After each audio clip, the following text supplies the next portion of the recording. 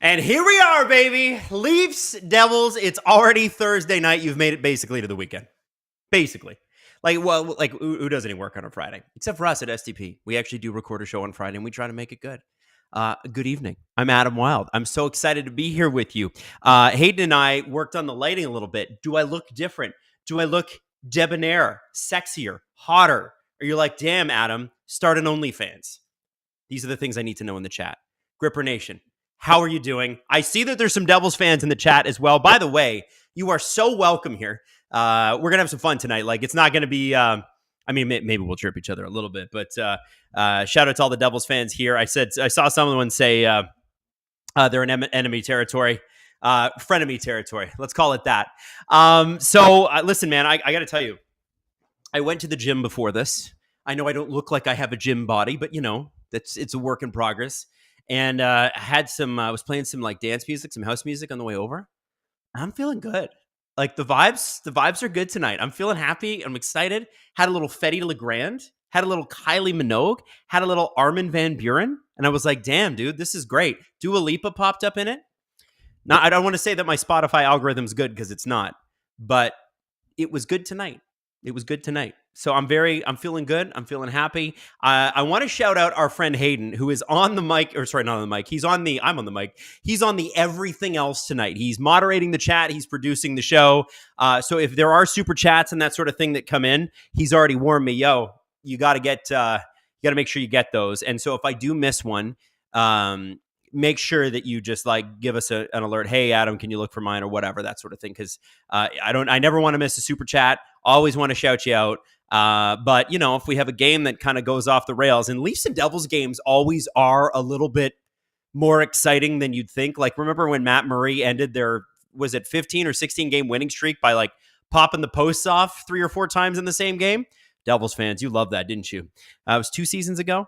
Anyway, long story short, I'm thinking that tonight's going to be a good game. I think Sheldon Keefe is going to get a nice little video tribute. I can't imagine that the Leafs show up the way that they have the last 2 games. It looks like Jake McCabe's back, which is great. Tavares is out a couple weeks. We'll talk about that in a little bit. I don't think it's the end of the world, to be honest with you. Obviously it sucks to have him out, but this is kind of a good test for them, and maybe they make a trade. So producer Hayden, big shout out to him. Go Hayden, go. Everybody's on Hayden's side.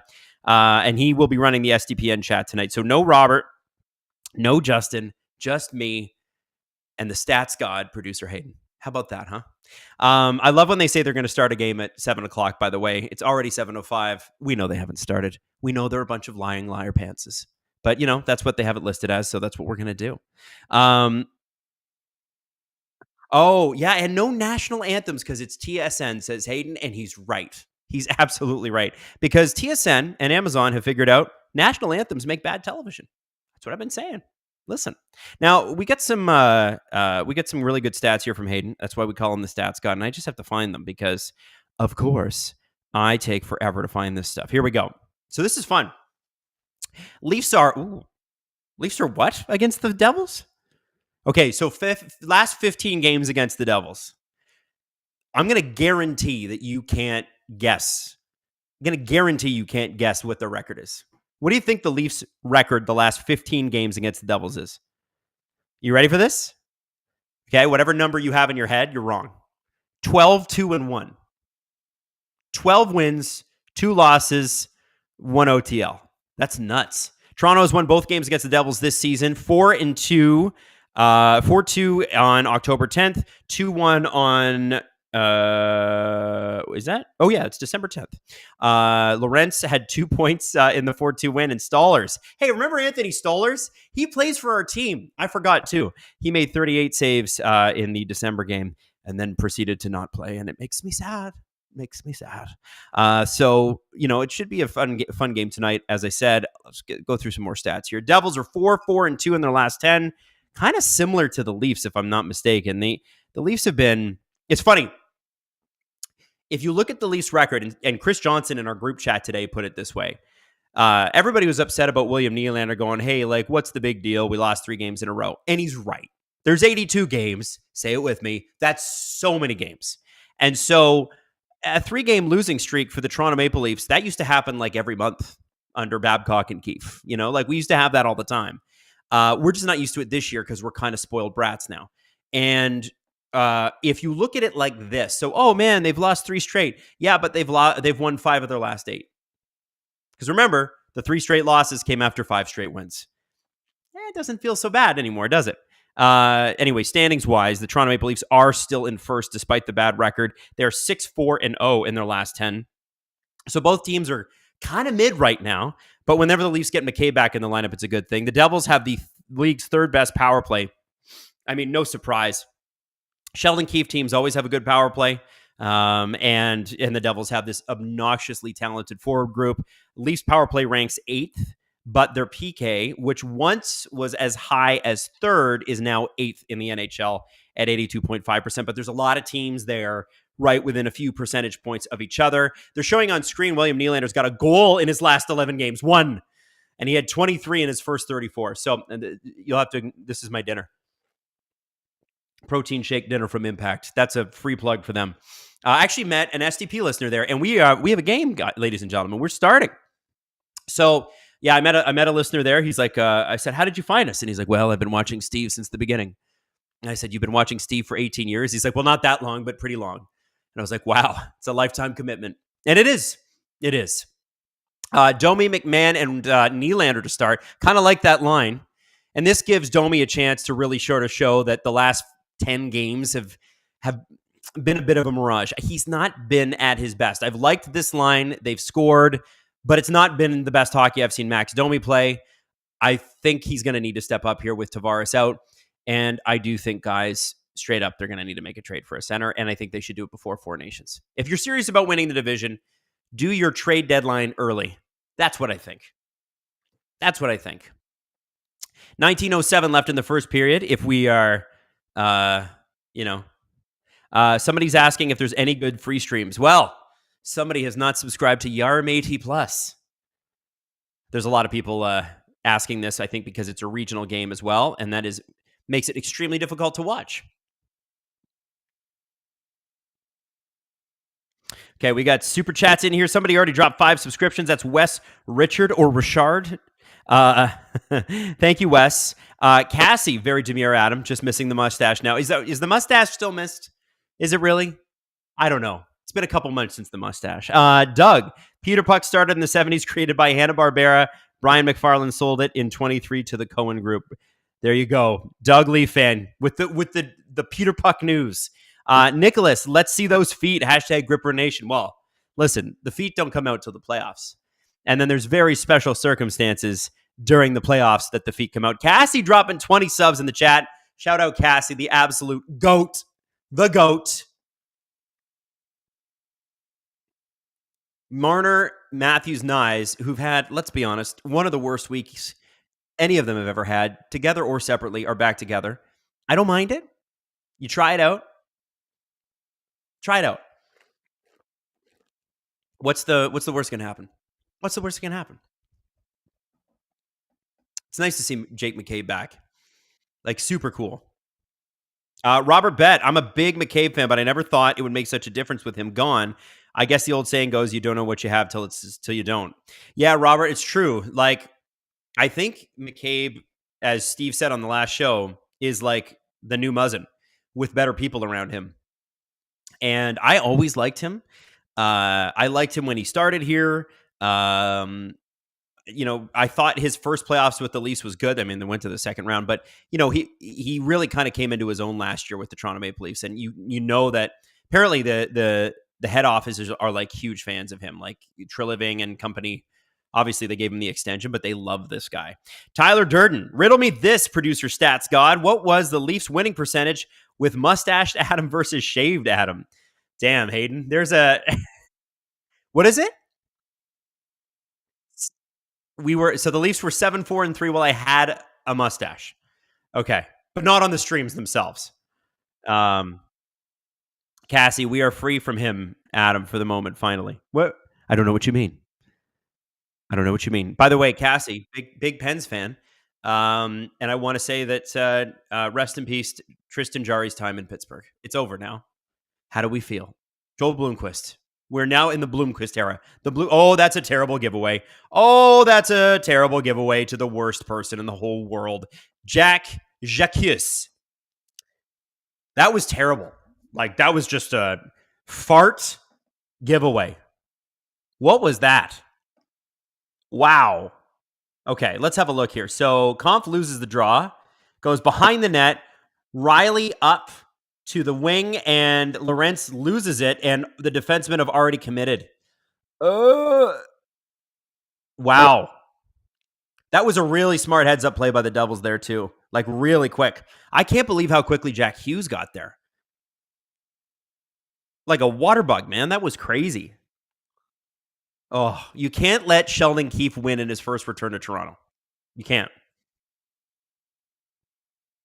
Robert Bet, we're winning because Adam is streaming. Normally, we win when I stream. So Robert's saying that, and he's right. Bad start.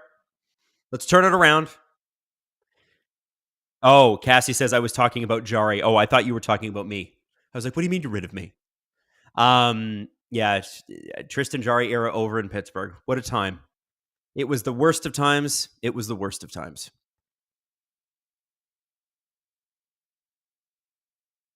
Only 3 more years left on that deal, eh, Cassie? Hey, Pens fans? Devils fans, I feel like you're having a good time this year. I feel like the vibes are strong. I can't believe that Washington is this good, though. They got 63 points already. 29, 10, and 5. Are you joking me? That's so unfair. This was the Devils' year to win the division. And here comes Washington, just like the Undertaker, rising from the dead.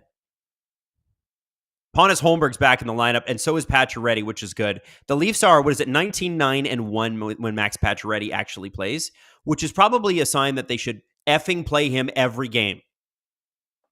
I don't know why they ever scratch him. He should never be scratched. We're done now. We're done here. If you got to put him on the fourth line, put him on the fourth line, although I don't know why you would. Guy's such a monster for them. So this is interesting. So Pacioretty, Robertson, Holmberg. So you're going to get, I don't know what kind of offense you're going to get from them, but Pacioretty has it. Robertson has it most nights. Pontus Holmberg is where offense goes to die, but he's responsible, so we like that. Now let's go through the Devils lineups here too. I'm going to pull them up. So Palat, Hughes, Bratt, Meyer, Heischer, Dawson, Mercer, Cotter, Dowling, Tatar, McDermott, Curtis Lazar, and Bastian. And then you got Dylan Hamilton, Siegenthaler, Kovacevic, Hughes, and Pesce. Damn. You can have Luke Hughes and Brett Pesce on your third pairing of defense. That's pretty sweet. Oh, nice turnover. Oh, Matthews can't handle it. Damn, the Devils are deep. That Metropolitan's going to be a war zone to get out of. I'm excited to see it. 15:05 left in the first period if you're trying to stream or line your stream with me. And I don't know if you are watching TSN regionally, I'm not sure how far regional means, like in any one direction. Like, does all of Southern Ontario get that? I don't know. I've lived in Toronto most of my life, so it's difficult to know. Cassie said, if Jarry is not traded this summer, he is probably bought out this summer. Yes, he probably is. James Stemler, I just want to say, broadcasts have been between the benches. Gripper Nation have been between the bulges, I think maybe between the toes. The bulges, it makes me think of something else, and I'm not so sure. It is still a family program here. Brad K says, ask Alan if the NHL will consider the NBA's equivalent of the Larry Bird rule in the next CBA. Larry Bird rule for everybody. The Larry Bird rule is also known as the Bird exception. NBA rule that allows teams to re-sign their own free agents for more than the salary cap. The rule is named after Larry Bird. I agree with that. I like that. Although, to be honest, they sort of already have that if you're able to offer the 8th year when other teams can only offer 7. And remember, the NHL never wants teams to actually have to pay more because that would be anti-owner, and we don't want that. And also, I'll be honest with you, I want more movement. I like trades. I like free agency. If the trade deadline is a dud, that sucks. So, we have to have that too. I want as many stars and as many good players in the playoffs as possible. Like every team going to the playoffs should be making trades and loading up because you want to get the best players into that. James Stemler, Adam, between the bulges means the wall behind you. Ah, you mean these? Yes. Okay, fair enough. Fair enough. Lemon and Friends, 594 people watching, but under 100 likes. Come on, folks. Like and subscribe. Well, let's see if we can get some likes here. We're up over 600 people liking. Can we get into the 200s in likes? Can we get into the 300s? I'd be down. Okay, we just went to commercial here on TSN. So I'm going to go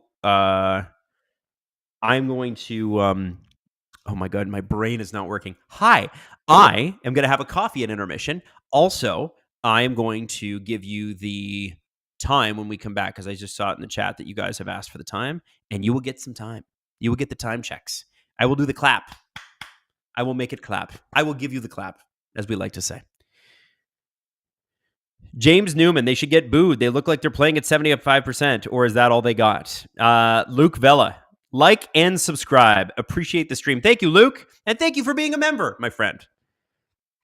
Gary Hall, liking, well, you can only like it once, Gary, but we appreciate it. SLS, no Devil's pajamas, Adam? No.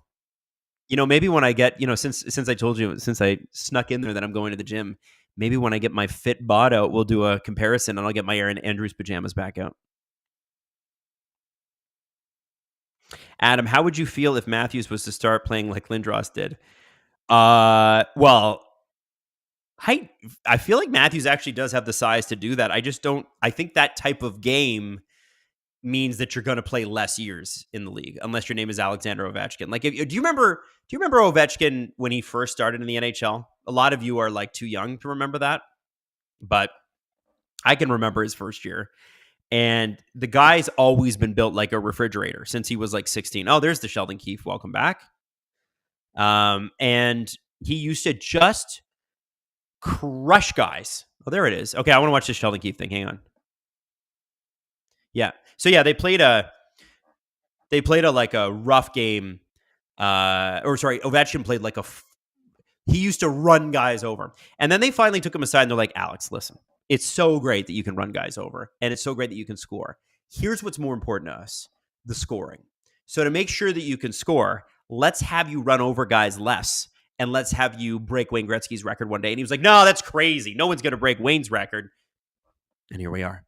38 years old. He's still playing like a maniac.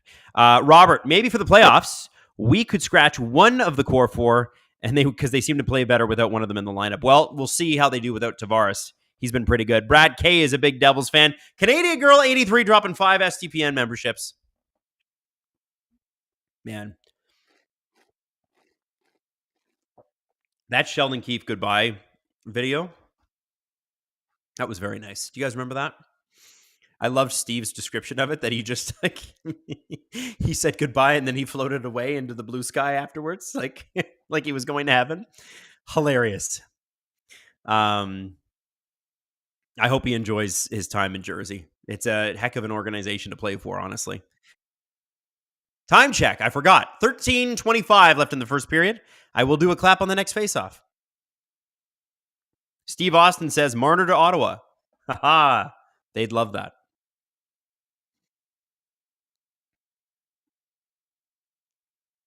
By the way, Jake Markstrom's a guy to watch. Let's talk a little bit about Jake Markstrom.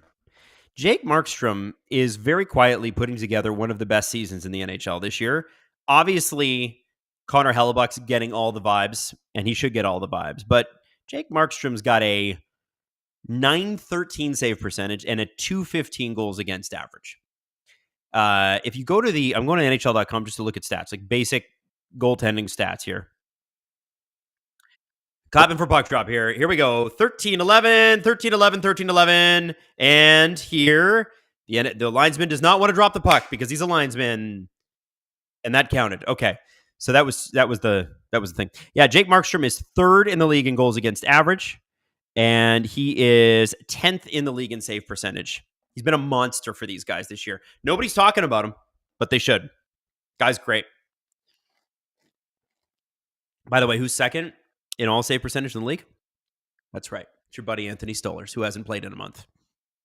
Still counts, though. Still counts. 13 minutes. Let's do another clap here. 13 minutes on the dot. Holmberg at the dot against Lazar, and there he goes.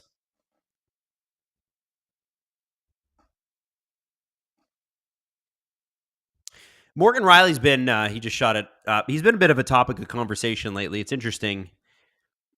I do wonder if he's fighting something. I know Leaf fans are not thrilled with the play. And usually, if there's nothing obvious, then there's like a nagging injury. Like he's too young to like just fall off a cliff. I don't think it's that. I think that there's something that we don't know about. And I'll be honest with you, whatever it is, if the Leafs continue to play him as a first pair guy, which is how they're playing him with Philip Myers and the amount of minutes he's getting. Like when McCabe went down, he played 26 minutes that game, and he's averaging like 22. If he doesn't have it, he doesn't have it. You've got Oliver Ekman-Larsson. You try Connor Timmins, I guess. Maybe this John Klingberg thing happens and the Leafs sign him, but you got to figure something out on the offensive side of the puck with Mo, because it's not that Mo is a guy that they want to get rid of, but if the guy needs a rest, if the guy has an injury, they got to not put him in positions where he's not succeeding, I think.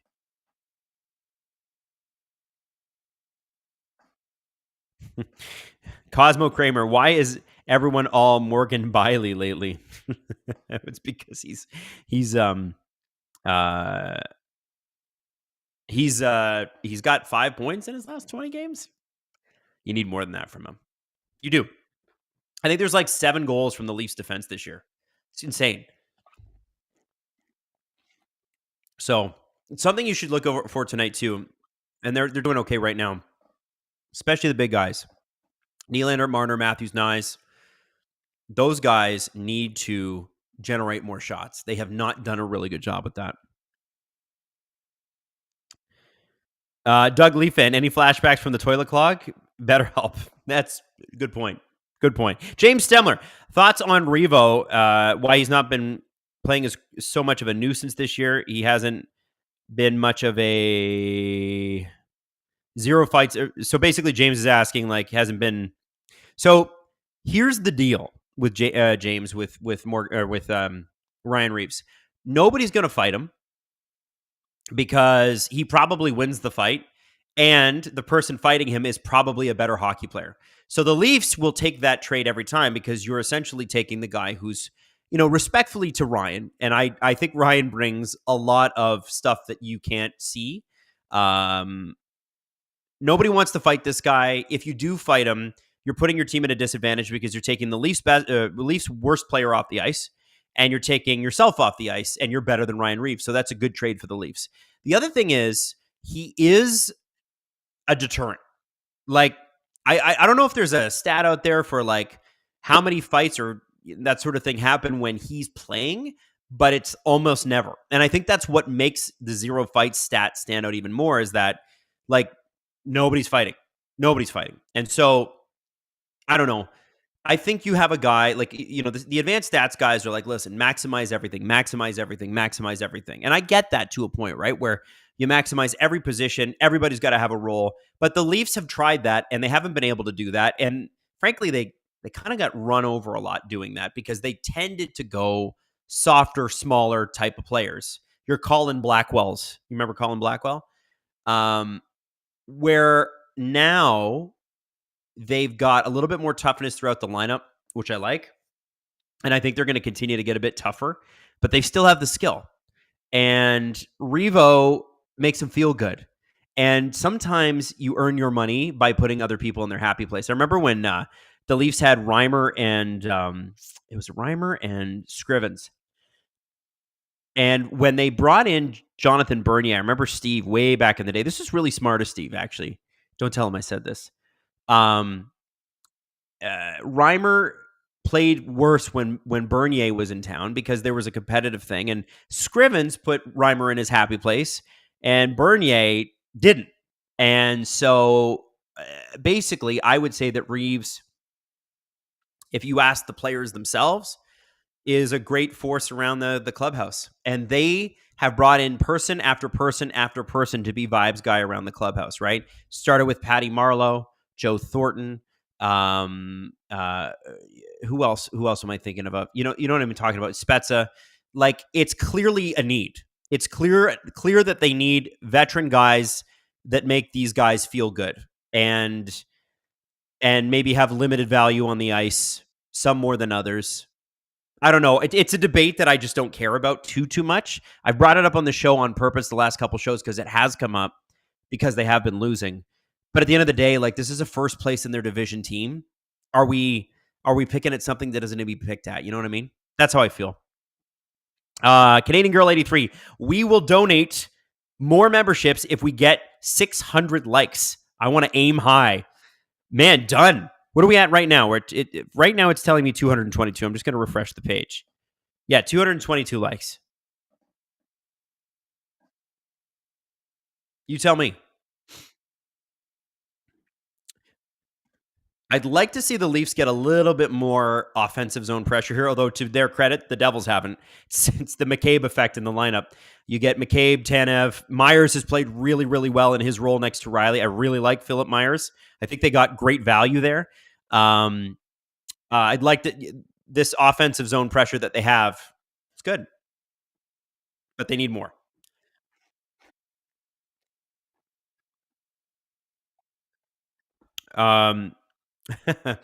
Hayden says, what do you think about the Leafs starting to lose when Joe Thornton is around? Because Matthews brought him on the mentor strip. Listen, I think it's pretty unfair. Did Joe?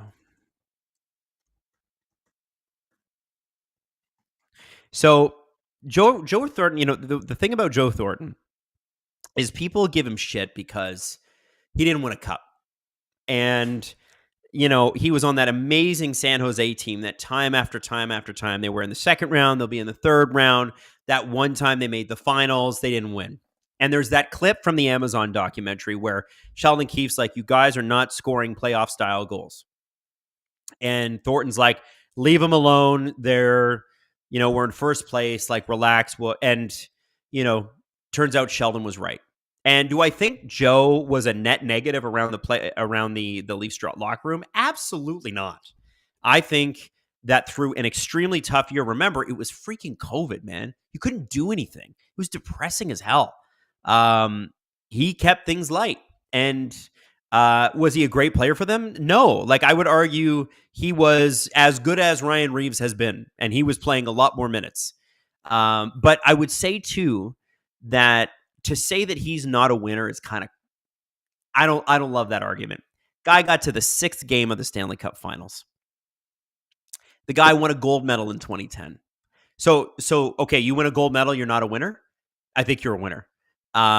You go to the Stanley Cup Finals and you're deep in the playoffs every year. Like, let's have a look at Joe Thornton's stats, because I know they're like that one clip looks like shit. I will grant you that.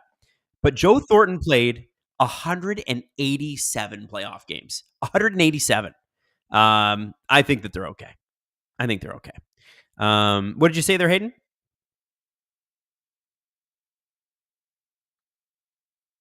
Matt Hayden says, "Is it Jumbo Joe's fault?" How are we doing? Most people don't think it's Jumbo Joe's fault.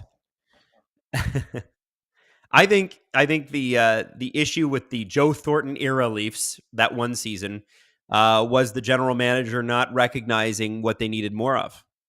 They needed more toughness throughout the lineup, and he signed Wayne Simmons, and I thought it was a great signing at the time. And then Wayne broke his wrist. Remember, he played really well and then broke his wrist. They had 2 opportunities. They had 2 guys they could sign after they signed Thornton. They could sign Wayne Simmons, or they could have signed Corey Perry. And I'm not saying that I didn't like Wayne being signed, but it sure would have been nice because Corey Perry then beat them in the first round. You know what I mean? I think Dubas thought, and he was pretty much tunnel vision, this is what it's going to take to win. We're not going to be a tough team. We're going to be a score team. Didn't work. He tried it. Robert Bett, Adam, tell Cassie that we will take Jarry off her hand so he can play for the Marlies. I've been a Leafs fan for 50 plus years, so I know how this team works. Well, Robert, we can't afford Tristan Jarry's contract. Can't afford it. Unless they want to give us their first round pick. And even then, I don't think we can afford it. Can we interest you in how about 2 first? Oh, Oliver Ekman-Larsson. Oh, man. Markstrom with a good save there. I'm telling you, man. This guy, he's having a good Jake Markstrom year. If there's any Flames fans in the chat, you can attest to the fact that there are good Markstrom years, and then there are bad ones. Oliver Ekman-Larsson is getting another shot here.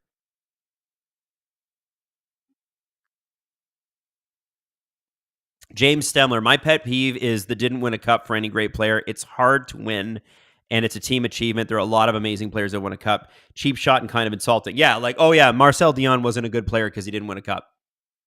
I think what it is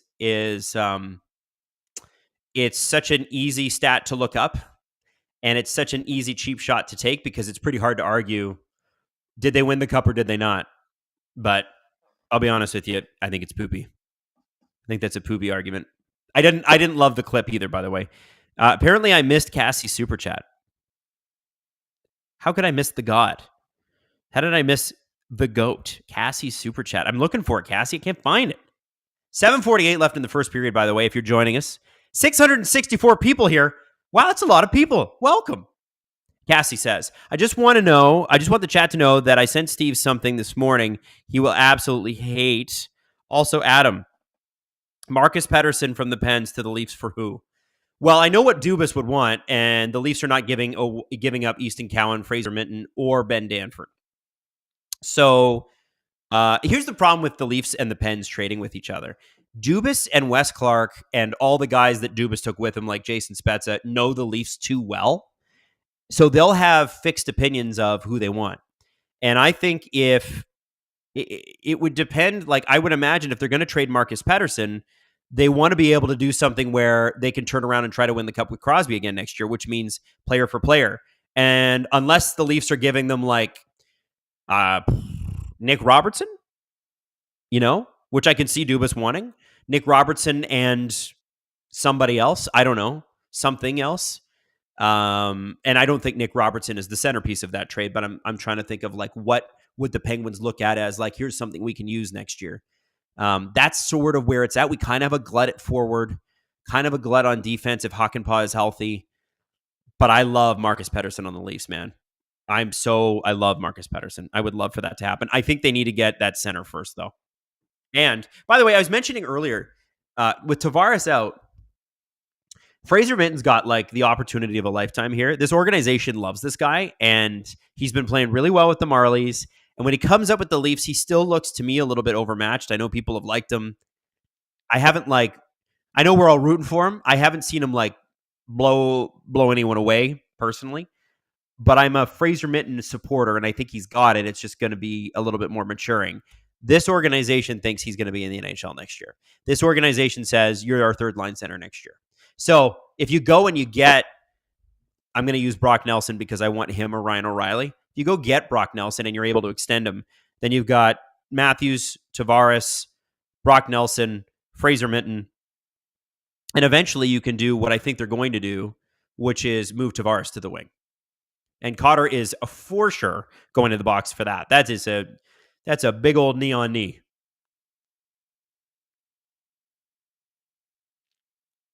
Yeah. I don't think that was on purpose, though. That didn't look on purpose. Matt Nyes for Pettersson. Yeah, Mike. Sure, Mike. Michael Borland. Since Bernier was brought up, for comic relief, does everyone remember how he described Nelson Mandela as a former hockey player? Yes. I'm actually surprised that didn't make more news at the time. Holy moly. That was a... Somebody should have talked to him beforehand and been like, okay, here's who Nelson is. I don't expect athletes to be the smartest people, but if you're going to an event for a guy, maybe do like Wikipedia. Doug Leaf fan, who is the best player to never win a cup? I think that one's Marcel Dion. Marcel Dion is the best player to never win a cup. And it came in an era where there was only like 20 or 21 teams. They had some moments and that sort of thing, but They were owned by a Canadian guy, the LA Kings, where he played. First off, he was in Detroit when Toronto was winning their last few cups, and then in the 70s he's traded to LA, and he has this amazing line that he's on. But the owner of the Lakers and the Kings, and remember they had those purple and gold jerseys, both teams, was a guy named Jack Kent Cooke. And he was described as a bastard. Not a great, described as, I never met the man, described as not a great guy.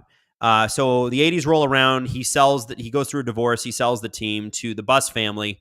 And the LA Kings sort of floundered throughout the 80s. Like they never spent money on them in the 70s because Jack Kent Cooke was cheap. They never spent money on them in the 80s until they brought in Gretzky. And then they started to spend some money, and that's when they went to their first final. So Marcel Dion. Cassie says, Marner for Pettersson, then you put him with Sid or Gino, that would be dangerous. No way. Not a chance. Robert Bet, if we do win, does it count because we play in the fake NHL?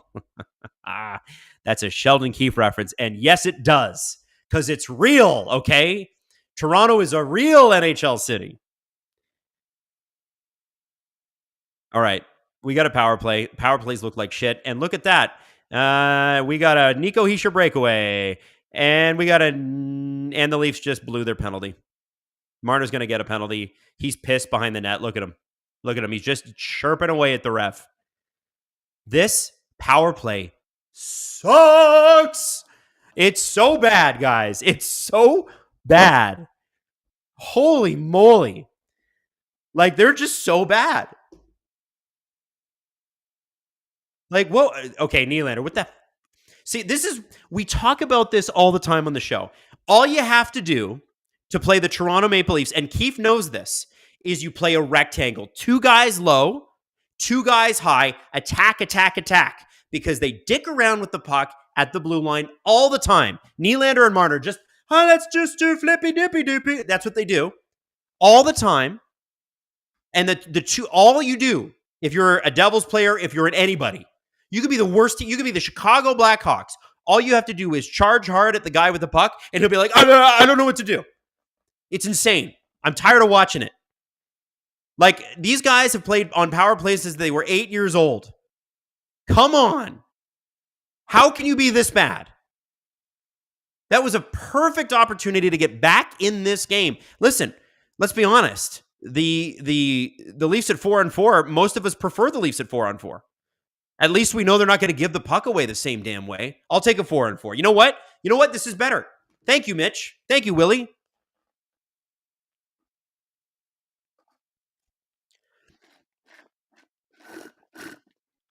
Can we fire Mark Savard into the sun, or did he just get here? He did just get here, but I don't think that he is going to survive.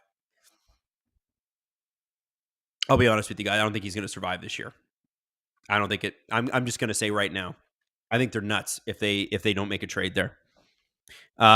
James says, that's Willie's signature turnover move. I love him, but it's hard to back him sometimes. Well, Willie with Willie, you get the best of times and you get the worst of times. And right now it's the worst of times. And it's funny because it usually happens in January. He starts hot. He slows down, and then after the All-Star break, he gets on a tear again, warms up for the playoffs, and he's the Leafs' best player in every playoffs. He is. Every playoffs, Willie is the best player, which was why it was such a bummer when he was out last year. Dude was like, he is money in the playoffs. Also, to be honest, the Leafs haven't done themselves any favor. They've needed a 3C. They've been relying on Tavares most of the year, with Matthews out. Now Matthews is in and Tavares is out. You need another centerman, guys. Domi's not the answer. Let him play wing. He's useful there. Let him be useful. Oh, Hamilton just missed. Devils on like a mini power play here. Holmberg, Tavares. Or sorry, not Tavares. What am I saying? Tanev. Oh. Man, the Devils look, for as bad as the Leafs look on the power play, that's how good the Devils look. That's a very awkward way of saying they're literally opposites of each other. And if you look at teams that win Stanley Cups, it's the teams with the best power play and the best penalty kill in the playoffs. Always. It's called taking advantage of the situation. We should learn how to do that. King KTZ says, yeah, you need a 2C, not a 3C. I know. What I'm saying is they'll play the 3C spot. People are talking about Yanni Gourde. I'm like, dude, I don't know. Are you guys serious about winning the cup? Like, I love Yanni Gourde. I love Yanni Gourde. Go get Yanni Gourde. But you also need a guy who can score. I think you're absolutely right. You need somebody who can 2C, so you can either play them at 3C and they overmatch their opponent, or Tavares goes down to 3C and he can overmatch.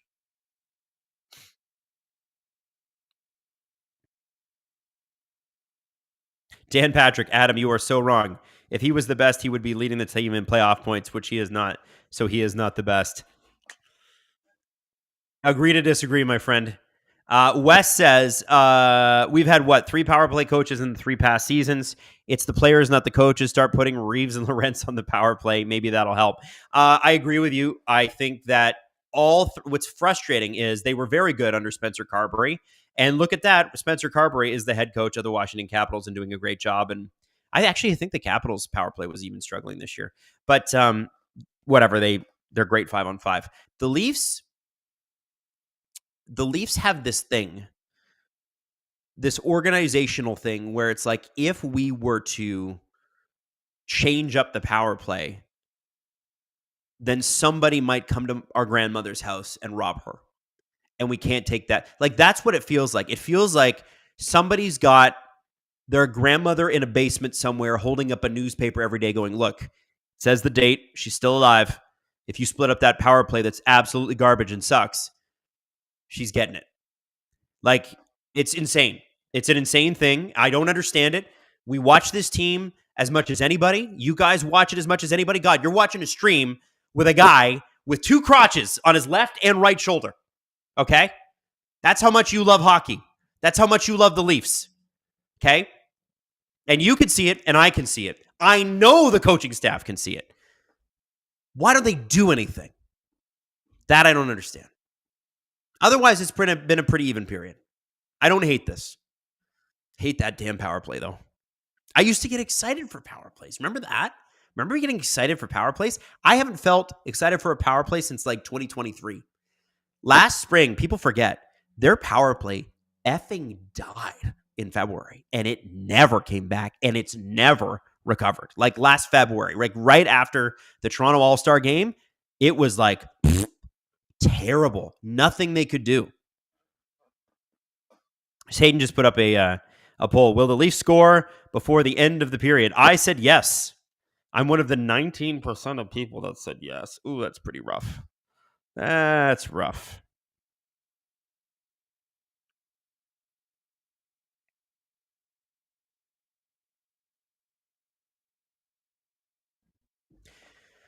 Uh, 154 left in the first. Leafs power play killed by the Leafs, who killed their own power play. A bad giveaway earlier in the period, if you're just joining us, led to the first goal. Jack Hughes, of course, because Jacques Hughes is he's kind of a god. I can't wait to see him in the Four Nations tournament. What do you think it'll be like for Matthews being on like a power play with Matthew Tkachuk, Jack Hughes? Who else is going to be on that power? That's going to be an insane power play. And Team Canada's like, no, we don't want Logan Thompson. Let's counter with Jordan Binnington. I'm sure he'll be fine.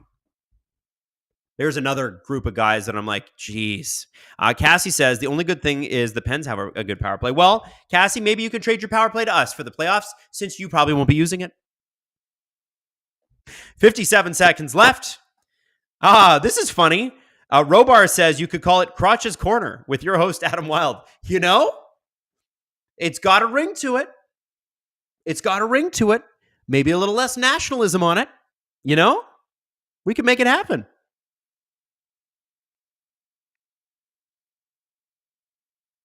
Listen, I rolled in here today, and the vibes were immaculate.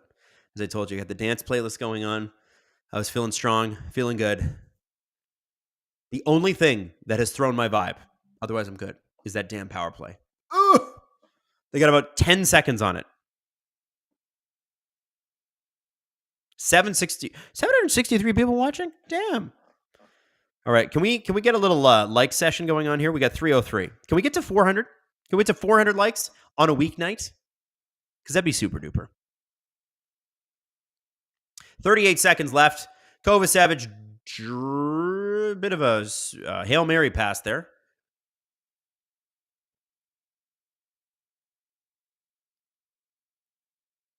You know, one thing I noticed from the Dallas game that I was really impressed by was how quickly when Dallas gets the puck in their zone, it's gone.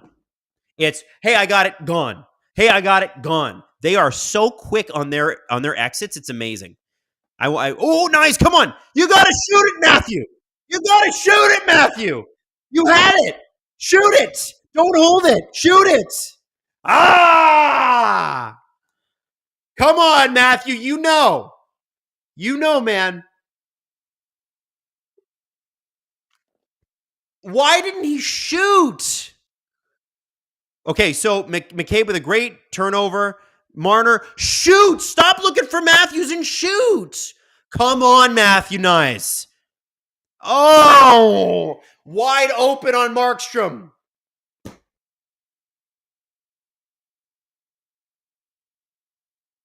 Man, how can you tell the Leafs are fighting it? When they have an open net, they're just going, Bart, I'll give it to somebody else. No thanks. I don't want a goal. I don't like them.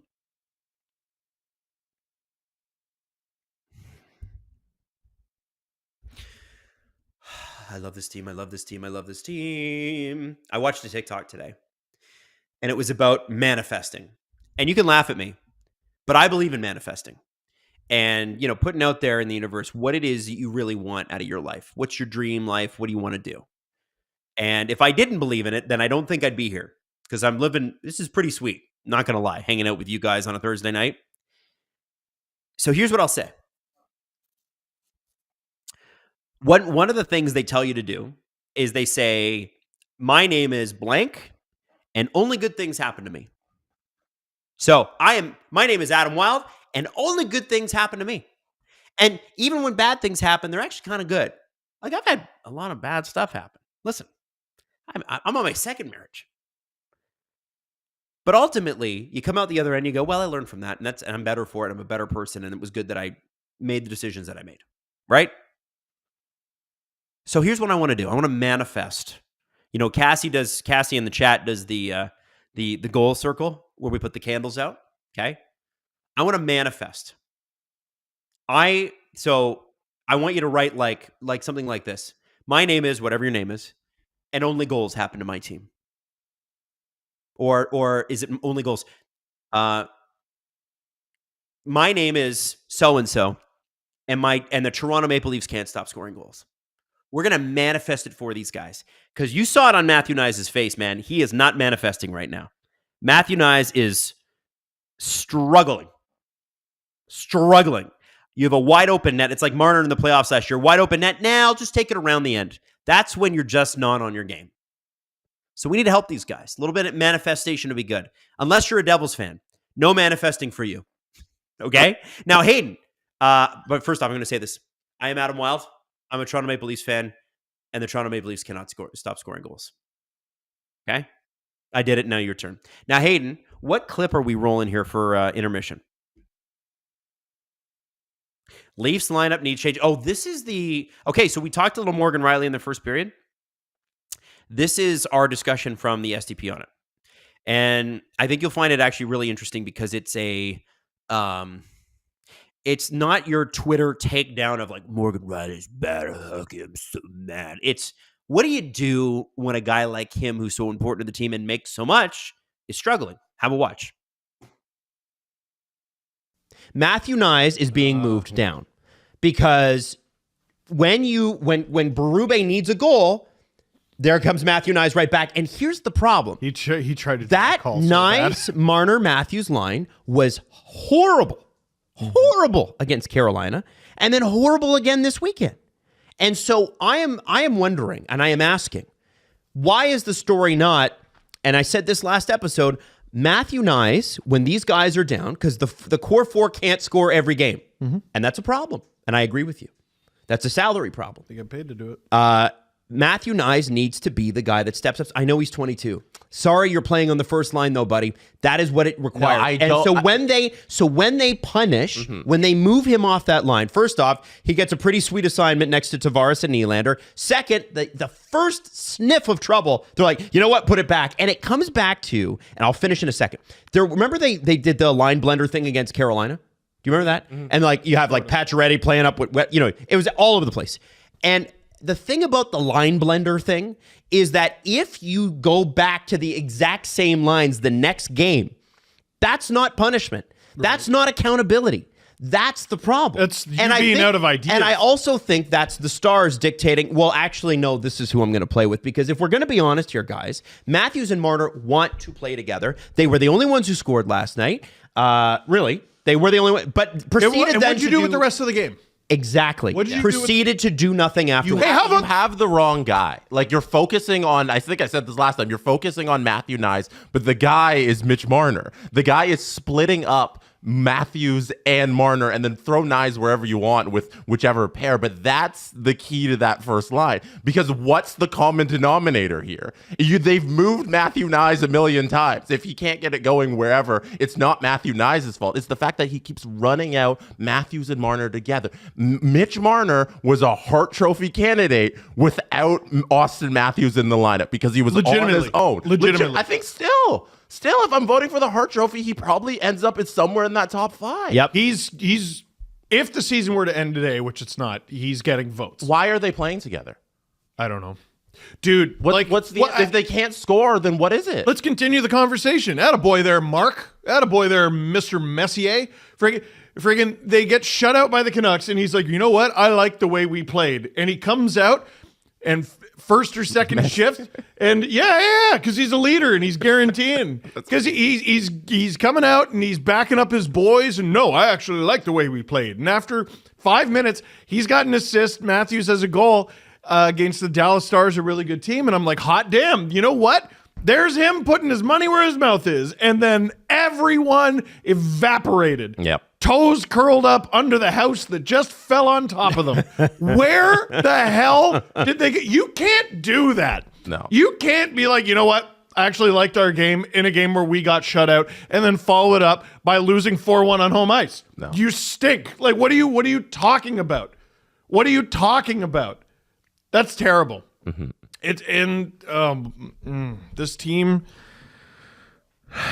when they're off, they're not fun to watch. They're not. When they're off, they're not fun to watch. Like, they lose ugly. The lineup decisions I'm thinking of to make the team better are so pissant, piddly, like, who gives a shit? When you think about the titans of Matthews, Marner, Willie has to get going for the love of God, and Tavares has cooled off a bit. I'm thinking about piddly shit like take Ryan Reaves out of the lineup because he looks like he doesn't even like hitting anymore. And legitimately, I think Fraser Minten at this point in his career is probably a better NHL center than Max Domi. I'm not taking Domi out of the lineup. I'd like to see him on the same line, honestly. Well, so here's what I think is interesting. They pointed out during the broadcast yesterday that that Lorentz got that shot and Domi didn't. And I think there's probably 2 reasons for that. One, Lorentz is a winger and they need a third line center. They don't have one, right? Yeah. And number 2 is I don't think they've seen out of Domi what they need to see to put him there. No. But here's the thing: good. when he played with Matthews last year with Bertuzzi, which I will forever ride on, those guys were dynamite. Here's the difference, though. Like, some guys can play every position. I don't think Max can, And that's okay. Yeah, at $3 million. No, I know. $3.5. The difference here, he was on Matthews' right. Mm-hmm. I liked him on Matthews' right. I think Max Domi is a right winger. Far and away, his best games as a Leaf have been as a right winger. Second best is center, and that's a far way behind second best. Third best is left wing. I don't think he's useful there. So I wouldn't put him in that spot. Not just because he hasn't earned it, but that's the opposite wing I think he's good on. Now, so I agree with you on all that. I have to ask, we talk about holding Morgan Rielly accountable. You need Matthews and Marner to lead the charge. You need Tavares and Nylander to lead the charge. Okay? At what point, again, do we spread those guys around 3 lines, or do they just not have the depth? Like they need to make a trade for a third line center. We said that coming out of camp, even before camp. It was like they need a third line center. They need to make a trade for a few things. If you get I know, but the most important, is the third line center. So you need a finisher. You know, and everybody wants like Yanni Gord or something like that. To me, Brock Nelson is the answer. Has been always, because that guy can finish. I think they're going to get outbid. By Brock, for Brock Nelson. Unless they're willing to part with that first-round pick in 26, which I don't think they are. It's a bad idea. You don't trade first-round picks over a year ahead of time. Dubas did. Wow. Well, Adam. Yeah. Well, and listen. Generally, Shanny's out of contract. What does Shanny care? He might not be back. You risk giving up a lottery pick unless you protect it. 100%. And we've learned that as Leaf fans with the Phil Kessel trade. Yes. But the point I'm trying to make here is we got to figure something out with that situation. Oh, yeah. That third line, as nice as they play together, is a mid-season third line. That is not a playoffs third line. And you get that center in there who can give me a center who can give me 20 goals over the course of an 82-game season. That's all I need. There are plenty of those guys. Without giving up 40. Without giving up 40. Maybe with some size and who can win some key faceoffs. Yes. I like a Nick Bukestad. That'd be nice. That is bargain bin shopping, 6'4", can score 20 goals. Every time he gets on the ice. So this is my point. Like, let's solve that issue. And if there was ever a time, and CJ said this on Insider Trading yesterday on TSN, it looks like the Canucks are holding up the trade market because they're still not sure what they're going to do. So I don't think the Leafs should wait. I agree with you. I think the time actually is pretty soon. Mm-hmm. You got to make a move, and I mean, I can't imagine that like maybe Utah feels like they still got a shot and they don't want to give up Bukestad, or Seattle feels like they still got a shot, they don't want to give up Gord, or the Islanders who are in last place, Lou Lamoriello's no, we won't score, but we'll make the playoffs somehow. And you're like, right, Jesse, Brock Nelson will probably be too expensive for them. Unless, they lean Steve's idea and just sell the farm. Because that's what Steve wants. Sell the farm? No, I am the ultimate prospect pincher. Yeah, I don't want to trade anybody. The joke is the complete opposite. Yeah. You don't want to sell anybody. Ever. Okay, this year's first round pick from my cold dead hands, but Could be Gretzky. And also, I don't think they have this. No, they don't. First round. They don't have one. Okay, great. Well, no, Steve opens up a lemonade stand and then puts the lemonade in his fridge and says, "I'm going to drink this." Yeah. Well, I like lemonade, and I don't want anyone. What if I run out of lemonade? Yeah. What about Ben Danford? No. What about Easton Cowan? Hey. What about Fraser Minton? I'll kill you. So those three guys are not going anywhere, and everybody else, I'm like, I could care less.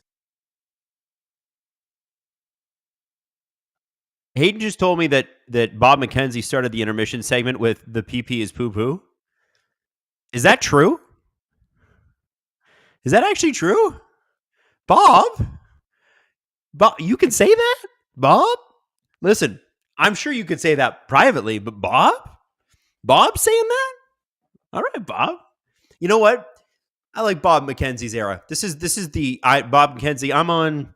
Sometimes this is I don't give an S era because I'm Bob flipping McKenzie. What are you going to say to me? Damn. I had time to think about it, and I'm still as annoyed as I was 10 minutes ago. Still annoyed. We really gotta. Okay. I hate to blame the coach. But I'm going to blame the coach because, they brought in Guy Boucher last year after Spencer Carberry left. Power play was good until it wasn't. Okay? It was good until it wasn't. Then, this year, you bring in a new power play coach because Guy Boucher is coaching in Omsk, Avant-Garde Omsk, I think, which is crazy. You have to want to be a coach to leave North America for Omsk. But, anyway, I digress. Mark Savard, by all accounts, a great guy. All accounts, a great guy. Everybody likes Mark Savard. If you are a management group of the richest franchise in the entire sport, known for its playoff utility. And you have seen this power play be good for a grand total of like 4 weeks this year. Can you responsibly keep this person as your power play head coach through the Four Nations Cup? Like, I don't think you can. Like, if I'm Brad, I'm starting to call people now and going, hey, what's Bruce Boudreau's on TSN? I saw him. Maybe, I don't know, he's a big Leaf guy. He knows offense. Is there someone else? Is there someone else with some cojones? Some cojones. You know what I'm saying? Who would just go, you know what? It's great that you guys all want to play together. That's so awesome. You guys want to play together. You're not. And I don't care. And, are you mad about it? Man, that's too bad. Interesting. Not your call, so I don't care. Cool. Are we on the same page? Good. Now get out there and do something. Like, that's what it's got to be, right? Because clearly the guys all want to play together. Oh, we want to play together. We'll play together. That's nice. Good for you. Results need to follow. Like, you can't keep going like this. You can't. I don't know, man. It's just mid. The Leafs power play is not mid. This period was more of a grappling match. I didn't hate that period for the Leafs. The power play, though, ugh. And you can tell that they've lost a little. Goal scoring is all about confidence, guys. It really is. And you can tell that they've lost a little of that swagger they had pre-Christmas. Like, hello. Or even that 5-game win streak they had. They didn't score a lot, to be honest. But they had a little bit of that, what's up, ladies? You know what I mean? A little bit of that Joey Tribbiani, like, how you doing? They kind of had that. And that's good. You want a little bit of a healthy ego about yourself. And Matthew Nyes, do you see the look on his face at the end of the first period when he decided to pass with like 3 seconds to go in a wide open net? Do you see the look on his face afterwards? He was like, like the jaw it's the jaw, you know? And I feel like you just have this group of guys who have lost their confidence and they're trying to get it back by doing the same old stuff that brought them to losing their confidence in the first place. Like, let's be honest. Oh, okay, you've put on a little weight. Like, I'm using me as an example. You put on a little weight. How would you? And you're not thrilled with what you look at in the mirror, which is something that I have plenty of experience with. Trust me. So what do? Well, the things that led to it were sitting on the couch eating chocolate chip cookies and not really doing anything else. Okay, so what are you going to do? So you don't like the results. No, I don't love the results. So what are you going to do about it? Well, I'm going to sit on the couch and eat more chocolate chip cookies, actually. That's what I'm going to do.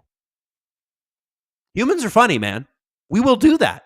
That's like a totally normal thing that people will do. Like, I don't want to quote Brian McClellan here in Detroit, but his first practice after that loss to the Leafs out in his first game, he said, "It's effing hockey. You've played it your whole life. Just play effing hockey." It can't be that complicated. It can't. It simply cannot. I don't know. By the way, I love a good couch with chocolate chip cookies. You know what my wife does? So my wife makes these. I don't know. Is Natalie in the chat tonight? I haven't seen her. So here's the deal. She has decided, because she's a big baker. I'm sure you can tell. She's a big baker, and when she makes chocolate chip cookies, they take 48 hours to make because she makes the dough, and then they got to sit in the fridge and caramelize for 48 hours before she will bake them. Like, they're serious. She makes them from scratch. So what she has decided is, listen, I'm not going to make a whole batch of chocolate chip cookies for us to eat and try to give away and stuff like that. She said, every once in a while when we want a treat, we're going to have a bag of frozen dough, all in little balls, in the fridge. We're going to put them on a bake sheet. We're going to bake them. And we're eating them. It's amazing. Hayden's telling me to clap for puck drop. I think more important, chocolate chip cookies. Is that a genius plan? There we go. That's face off.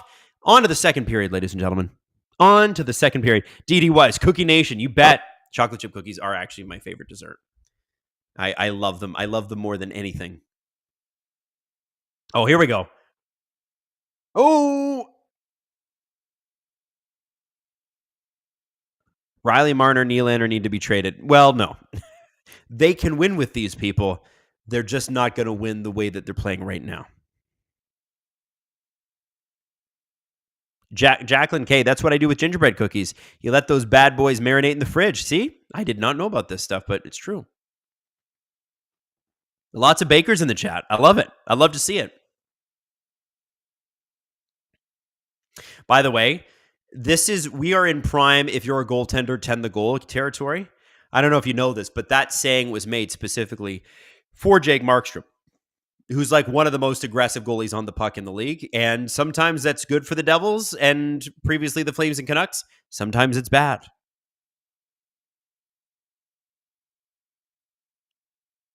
Let's see what the Leafs do 5-on-5 here. Maybe they start throwing some hits. Oh, we got a turnover. We got a nice pass. We got a Marner play. Okay. That was good. Markstrom made a great save there. I like the play. Guys, we had a scoring chance in the first minute.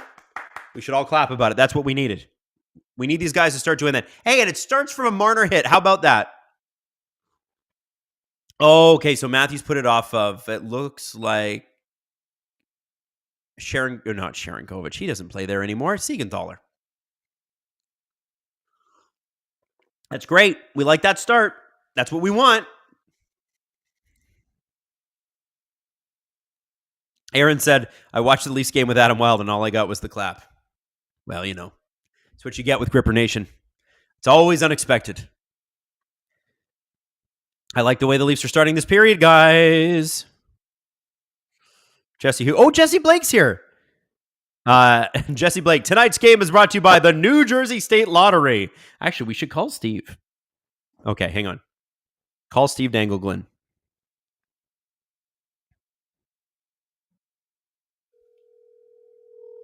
Hang on. See if we can get him to do it. Will he pick up? Is he putting the kids to bed?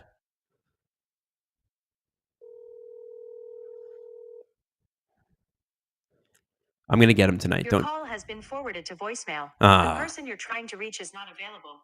I'm going to leave him a voicemail. Please record your message. When you have finished recording, you may hang up. Hi, I'm looking for a big, smelly, dumb, fat head, smelly butt face. Could you call me back? Smelly butt face, man. Thank you. Always got to leave your friend. Good. I can't do the Ken Danico impression like Steve can. It's so much better when he does it. I could try, but it would just be like a lame attempt. All right. He'll call me back. Oh, he's calling. He's calling. Here he is. Hi, Mr. Danico. We're just wondering what this game is brought to you by. Well, it's actually brought to you by the New Jersey State Lottery. Because remember, anything can happen in Jersey. Jack Hughes on the first goal sneaks behind all the Leafs defenders, catches them napping, and he puts them to bed for good here in the first period. Adam? That's perfect. Hey, Steve Dangle, Ken Danico's co-host. Steve, how do you feel about the Leafs power play? Well, you know, if at first you don't succeed, try,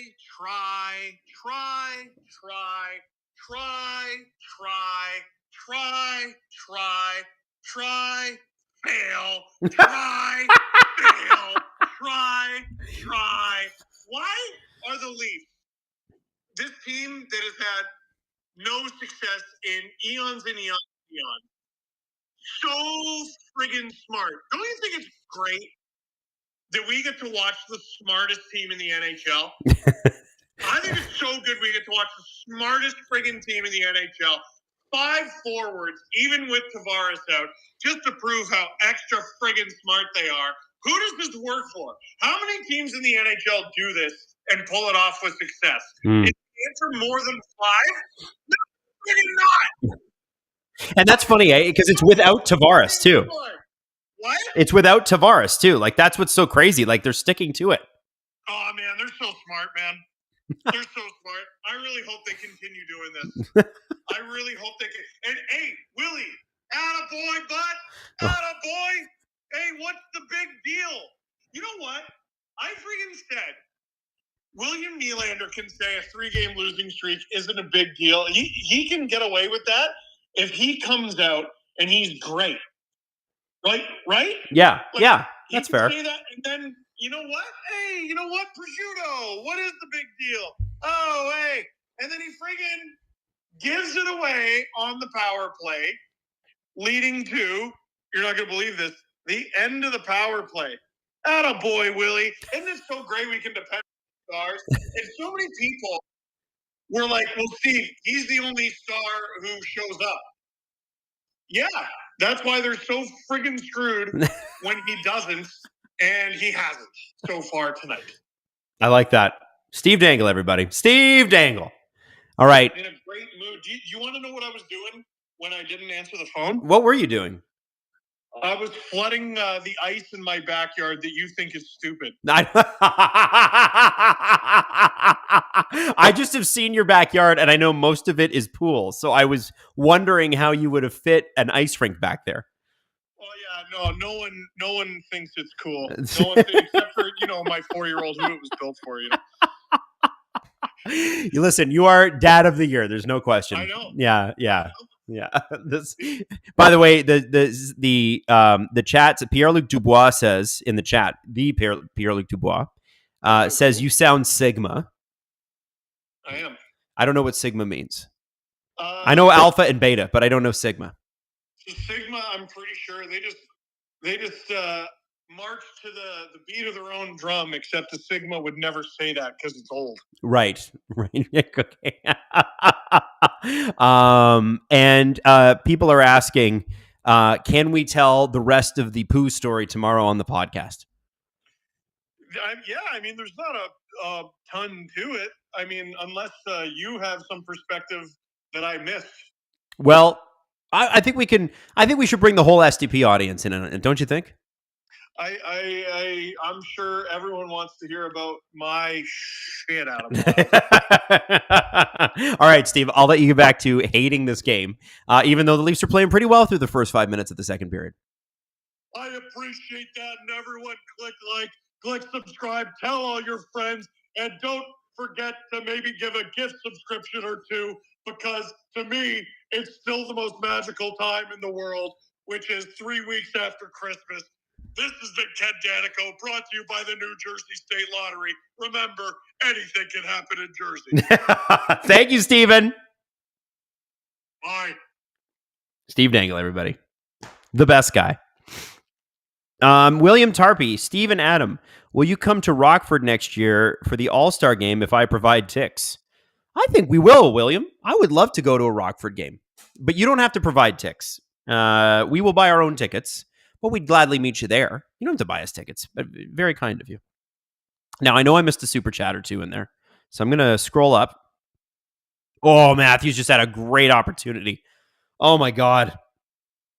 Here's the problem with the Devils is like when you get through their defense and their forwards, their goaltending is good too. Robert Bett, hey, Adam, I know your favorite band is Van Halen, as it is mine.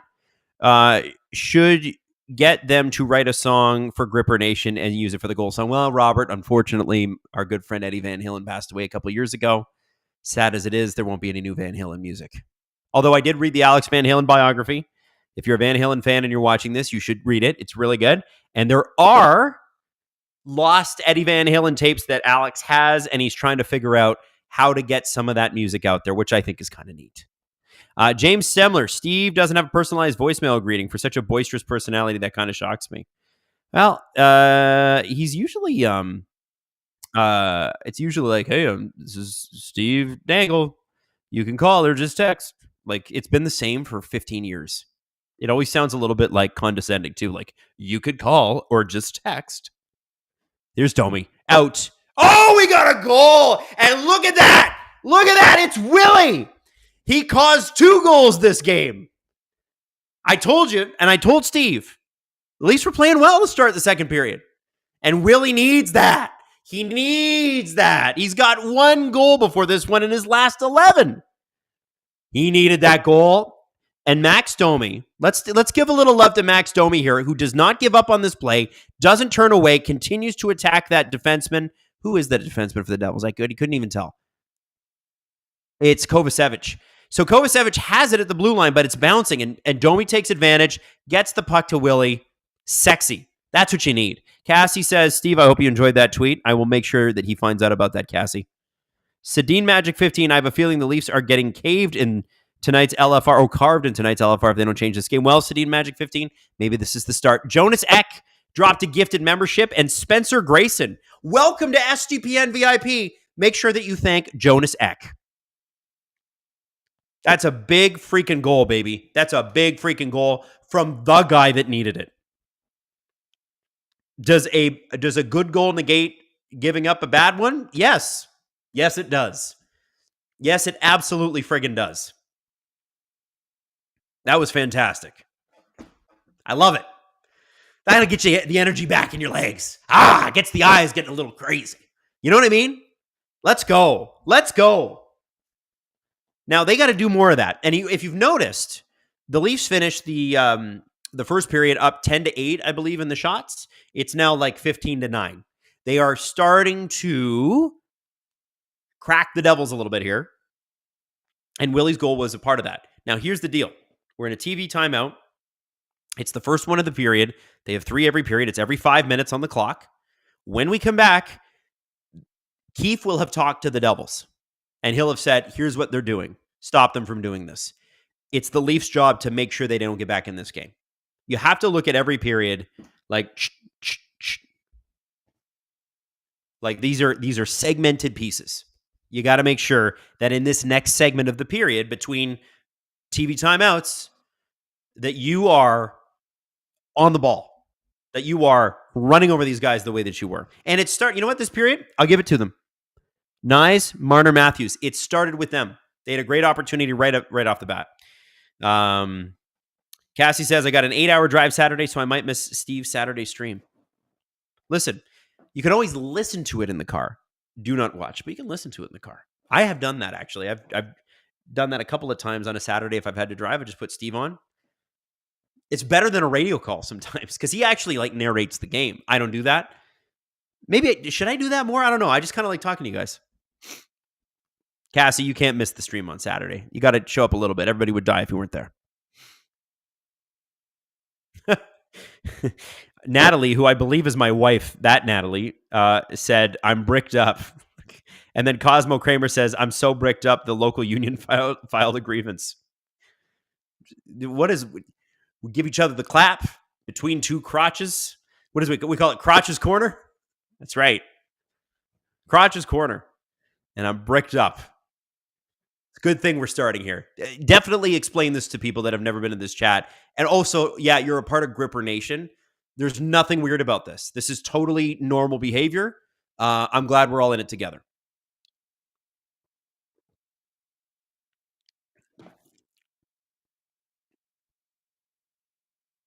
Oh, here we go. Oh. So this is what I was worried about. The Devils have come out. Ooh, is OEL going to... Okay, OEL, when they watch the replay of this, OEL's got a tight whistle right now. They are calling everything on this effing guy. And this ref's wrong. OEL's right to give him shit. This is you just wait till they show this replay. He shouldn't be going to the box. He's absolutely right. By the way, Oliver Ekman-Larsson, for my money, is going to be wearing an assistant captain soon. Maybe not this season. I think next year this guy's an assistant captain. This is a shit call. I don't swear a lot on these streams. This is garbage bullshit call. And OEL has had a few of them lately, and it's ridiculous. Watch what happens here, and that's Hischier. Oh my God. Weak. One hand, and Hischier's like, oh, I fell. Oscar says, traveling to San Diego and loving this cast. Thank you, Adam and STPN. Well, enjoy your drive to San Diego. I'm so jelly that you're going to San Diego right now. It's from what I've heard, it's a beautiful city. I've only ever been. I've only ever been in and around LA, and I think I got as far as Anaheim once, but that was when I was a really young kid. But I've been to Los Angeles a lot. If there are any LA residents in the chat, I just want to give you my best. I know the fires have been horrific. Love Los Angeles, love California, never been to San Diego. Want to go. I'd like to go see the gulls. Oh, up to 427 likes. Look at us. Cassie says, no, I can't focus on driving and pods and streams at the same time. It gets super stressed out. Music is blasting as background noise, not even listening to. Interesting, Cassie. See, I don't drive without a podcast. That's really interesting. That's really interesting. Chris says, noted Devils fan, Adam Wylde. Well, actually, I have a surprise for you guys, especially for you Devils fans, at the beginning of the third period. No, it's not the pajamas. Maybe it's the pajamas. It's not the pajamas. Something better. Robert Bett, Eddie Van Halen will never be forgotten. Best guitar player ever. Eruption was the bomb. Yes, it was. Agreed. Gotta love Eddie. Okay. So we got a minute of this power play killed. I like this. But I told you, there's the freaking goal. Nico Hischier draws the penalty and then gets the goal. If I am Oliver Ekman-Larsson, I am going to go over to the ref and lose my flippin' mind. That is garbage. Ugh. Boo. It's a hell of a shot. It's a hell of a shot. I don't even think that like the penalty kill can do much about this. That's just you found a lane. Yeah, it's a great shot. It's a great shot. I hate it. It's a great shot. Gah. So this is the thing. The Devils regrouped over the commercial break. Hard forecheck, draw a penalty, score a goal. And you know what would be good? If the Leafs could hard check, draw a penalty, and then not embarrass themselves on the power play. Like, I think refs have stopped calling penalties for the Leafs so that they don't embarrass themselves. Like, the refs are like, I'm not putting you on the power play. I feel bad. That's how bad it is. Silent Rob says, eat poo, Adam. Ha, ha, ha. Silent Rob is a Devils fan. You eat poo.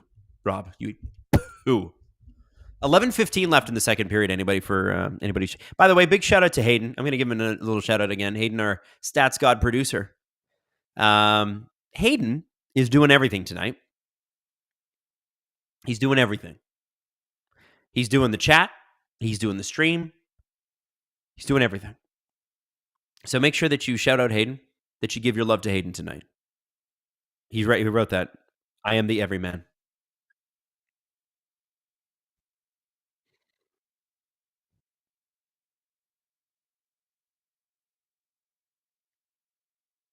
I'm looking at the chat. Adam, non-hockey question. Have you played Civilizations games and the new one is out soon? You know what? I have, but it's been limited. I'm more of a Total War guy, and my wife still finds me attractive despite it. Or at least she says she does. It's the nerdiest game of all time, especially Empire Total War and Medieval Total War, and I'm afraid to say it and I'm embarrassed to say it, but those are the games I love the most in the whole world, and I still play them. Civilization is a little too cartoony. Oh, we got a breakaway. Matthew Nice. Oh, and Markstrom stands tall. Well, sits tall. That was a great save and a great move by Nice. But at least the opportunities have got to keep coming for the Leafs. Joseph Woll is not looking like himself. I'm not going to lie. It would be nice if Anthony Stolarz get back soon. Apparently, Civilization 7 is coming out soon. Everybody's very excited about it. There's Nyes out to the point. Myers with a shot because he'll actually take one. And the Devils block it, and nobody is there to pick it. Oh, Morgan Rielly keeps it in. We got this first line buzzing out here again. Cassie says, maybe I'm trying to focus on what's being... Oh, that's interesting. Yeah, so I don't know if you guys are like Cassie, but like some people get really distracted by too much noise in the car.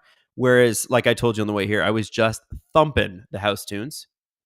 And in the morning, I like a good history podcast, like The Rest is History. And then I like to move to like CJ Show, which is what I did this morning. And then, so a little history, little hockey, H&H, baby. It's beautiful. And then I like to get to the music in the afternoon. I did a lot of music in the morning for years and years and years. And I don't like that much music in the morning. Oh, Jack Hughes almost had his second one there. The interesting thing is I think the Leafs have had a very good game here. And I think the Devils have had a good game. Like, I think this is a good game between two good teams. I just want them to... I want the Leafs to be what they are. I think this is where we get frustrated, right? The Leafs are better than this. You know that they are. You know that they are. I know that they are. They're better. And when they show you shit like this, you're like, I can see it. It's there. But for whatever reason, they're not converting, and it drives me crazy.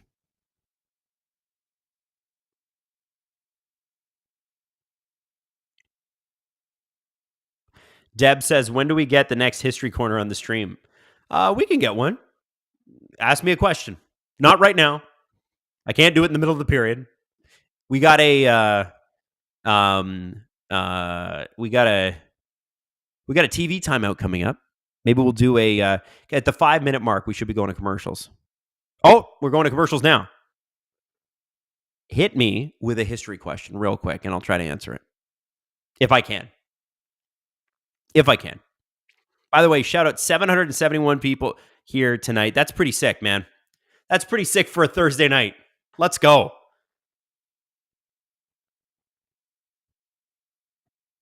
Lemon and Friends is Panama, the Leafs goal song tonight. Either way, let's hear some more of the goal songs. I know, true.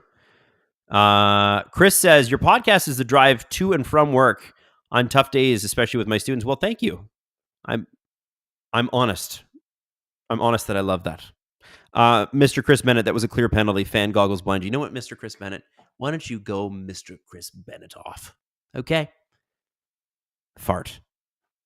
I disagree. In the playoffs, that is for sure not a penalty. I'm just throwing that out there. Jazzy Joe, history question. What's the history of crotches on the internet? You know, I would watch that documentary. Like, how long did the internet exist before people were like, you know what? Naked people. We should do that. Probably not long. Do you know why here you go. You want something fun? I got something for you. So are you guys old enough to have had a VHS machine? Because my family had them, and we had the whole Disney VHS collection with all those. For a limited time, this Disney movie is coming back, but then it's going back in the vault, so you better freaking buy it. Oh, Jonas Eck, $50. Jesus, San Jose getting caved by the Columbus Blue Jackets, down 0-3, 7-26 of the shots. 4 minutes left in the second period. Well, that's not surprising. The Columbus Blue Jackets are good. Do you know why VHS took off and Betamax did not? Two things. One, at-home workout videos, they were all coming out on VHS. And that was like jazzercise and aerobics and all that. Number two, dirty movies all came out on VHS. People bought them. So if you had a VHS machine, before you could get like a motion picture, there was tons and tons of porn. And that's what drove the VHS industry. Isn't that nuts? It's just crazy. Crazy. Anyway, that's why it happened. Whenever there was a new technology, people are like, how do we get naked with it? How can we make this naked? Let's do some stuff. Jeremy Goldberg. Why do people always talk about the Library of Alexandria and not the Library of Baghdad in terms of knowledge lost? Well, first off, anything you've heard about the Library of Alexandria putting us 1,000 years behind is, to quote Bob McKenzie, poo-poo. It's not true. It wouldn't have put us 1,000 years behind. They had the text elsewhere. So that's not what happened. The library in Baghdad is actually more of what they say about the Library of Alexandria. The library in Baghdad, if you don't know, Baghdad was around the 11th or 10th, 11th, 12th century. I forget which exact century it was. The center of learning in the entire world. The Persian Empire was like the place for science and technology and, that sort of thing. Long story short, the Mongols come in and they're like, give us your city. And the Persians are like, who are you guys, you people on horses? And Genghis Khan basically not only would, if you surrendered, he let you live, but he would take over your city and you had to swear fealty to him and you had to pay him. If you didn't surrender, and you allowed them to siege you, he would wipe your city out. And that's what happened to Baghdad. And that happened almost 1,000 years ago. And Baghdad has never recovered. That's a very simplified way of looking at it. But I cannot overstate what an unbelievable civilization was lost when the Mongols came in and basically set fire to everything from China all the way over to Hungary. Like their empire stopped at Vienna. Like it's insane. If you do Mongol history at any point, oh my God, unbelievable. Anyway, there's my history corner. James Stemler, 27-year-old. The concept of shopping in a public setting for porn amongst other strangers is so unsettling. Well, James, here's the thing. You used to be able to go to video stores that were meant specifically for that. And they were creepy and weird. And they had like the windows were all like boarded up, but people did. I was never old enough to do that, so I never did. And I wasn't walking into a store like that. Let's be honest. They were all kind of scary. But yeah, happened all the time. Before that, before there were VHS machines, what do you think people did? That's right. They went to movie theaters. That's right. They used to show them in movie theaters.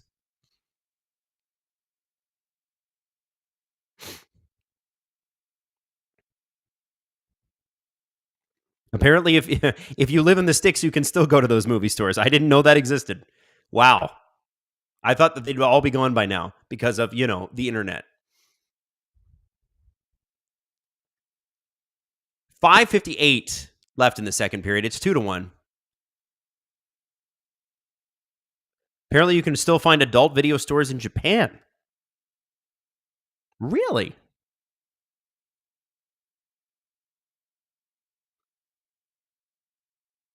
Okay. The Matthews line has had a good period, and they needed that, and they need a goal here. They deserve a goal. My name is Adam Wylde. I'm a Leafs fan, and my team cannot stop scoring goals. Only goals. Oh, that's a great play by Tanev. Marner, you got to do something with it, though. And it deflects into the ground. And we're going to the commercials again. Cosmo Kramer, I operate a successful adult VHS business. Still? No, you don't. Still? Okay, what's the trivia, Hayden?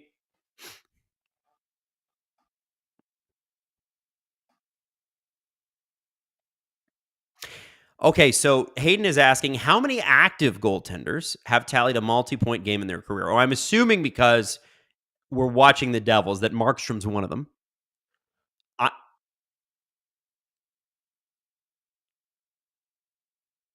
So Markstrom has, this is interesting. Markstrom has the most points of active goalies, but he does not have does not have a multi-point game. Okay, so I'm going to go with something stupid like Peter Mrazek. I'm going to get two guesses. Peter Mrazek. I'm looking for goalies that handle the puck a lot. Goalies that are like a little too excited when the puck comes. And you know what? Because Dallas clears the zone quickly, Jake Ottinger. Am I right on either of those? Okay, I'm not right. All right, what is it? What is it, Hayden? Aiden Hill,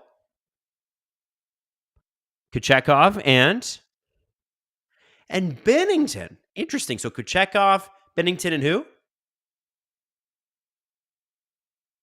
Interesting. Who's got the most multi-point games of those guys?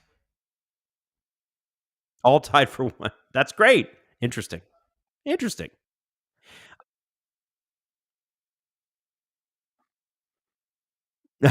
That's amazing. Wow. That's cool. It does not happen much.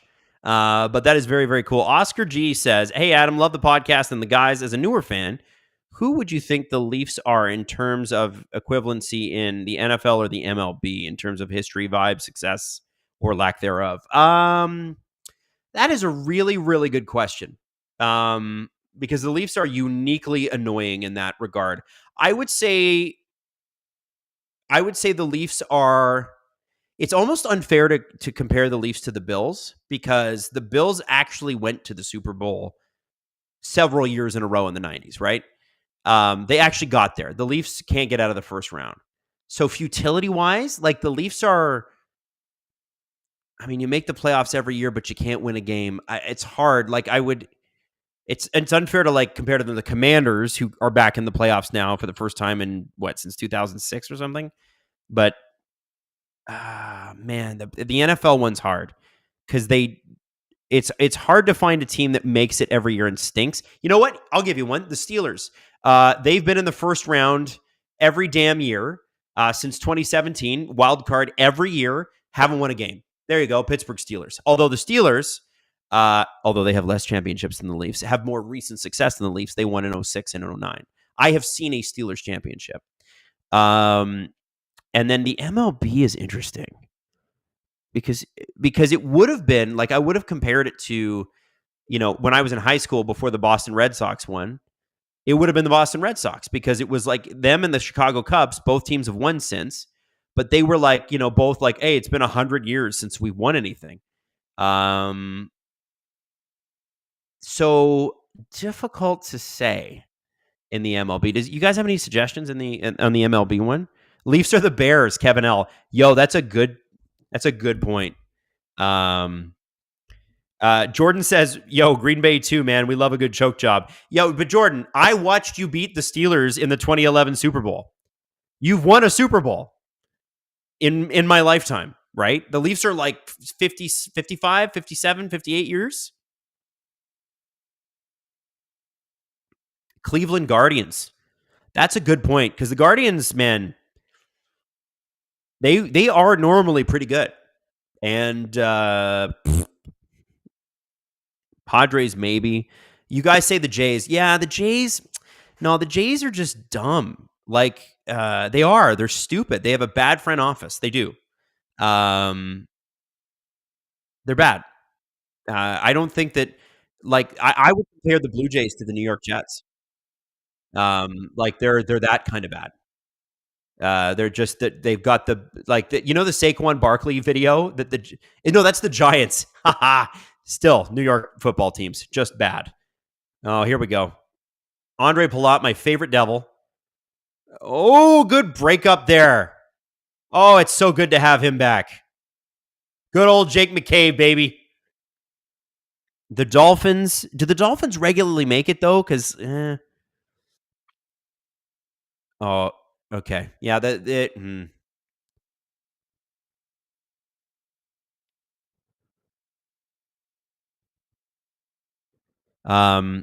Maple Leafs are like the Sacramento Kings. But again, Sacramento missed the playoffs for like 20 years. Well, the Leafs did too. Up until, making the playoffs every year for the last 9. The New Jersey Nets. That might be a fair comparison. A lot of money, a lot of potential, a lot of fart in a windstorm.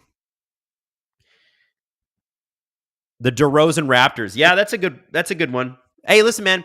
The DeRozan Raptors made the conference final. Like, let's not make fun of DeMar DeRozan. He's far more of a winner than any of these guys so far. If we're talking about true winners, DeMar DeRozan is far and away more accomplished than any of these guys. He had there was that one run. He has more playoff wins in one season than these guys have in their entire time. I'm talking about round wins, One season he did it. Adam Kerr says, let's go Red Wings. Are they playing tonight? Are they doing well? 2:36 left in the second period. Mariners never won ever. That's a good one. The Leafs are sort of Seattle Mariners-ish. Spend some money, have some potential, hardcore fans. Mariners fans are nuts. Seahawks fans are nuts. I love Seattle. Such a great city. Oh, here we go. Oh, Holmberg. Come on, man. Hold on to that puck. McCabe keeps it in. I think Holmberg's at the end of his shift there, just gassed. Cassie says Leafs and Pirates. Pirates are worse, though. Again, the Pirates don't make the playoffs. Like, the Pirates, if the Pirates were the Leafs, the Pirates would have the most money in the MLB and still do nothing in the playoffs. But the Pirates probably do have a lot of money. They just don't spend any of it. That damn owner, man. Sell the team. Get out. It's embarrassing. Imagine Roberto Clemente, what he's saying up in heaven right now. The Kawhi Leonard Clippers. Man, okay, the Clippers and Leafs, I can see. Because the Clippers play in a major market. They got a ridiculously rich owner. And by the way, Donald Sterling, before they kicked him out for being a racist, he also was a ridiculously rich owner. And the Clippers have never done anything. Ever. They've never won anything. Even back when they were in San Diego, they never won anything. So, yeah, maybe the Clippers. Austin Amino. Maple Leafs have been outscored 10-1 at 5-on-5 in their last 10 games with Morgan Rielly on the ice, according to Sportsnet stats. Yes, play him less. Play him less. See how much you're playing him? Stop playing him that much. And Matthew Knies just got run into the net, and he is hurt. I think maybe the players were just fighting for ice here.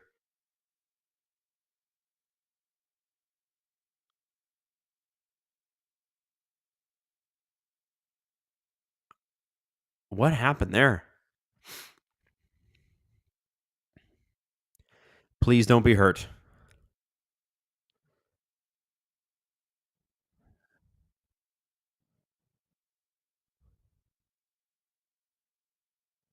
What happened here? Oh, that was shitty. That was the Devils player. Oh my God. Oh wow. Yeah, he pushed him. Yeah, no, you need to call that. You need to call that. That's not a battle. I heard Mike Johnson say it's a battle at the front of that. It's not. That's where Ryan Reaves goes and grabs the guy by the collar and goes, "Okay, your face, we're rearranging it."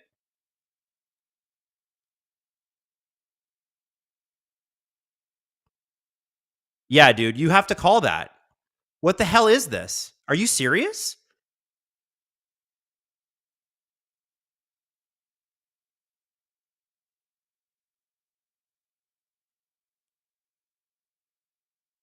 Well, at least he's just hurt. He's still on the bench. So Nylander, Marner, Matthews for the last minute of the period. You know what? Listen, if it doesn't work on the power play, maybe it works on 5-on-5.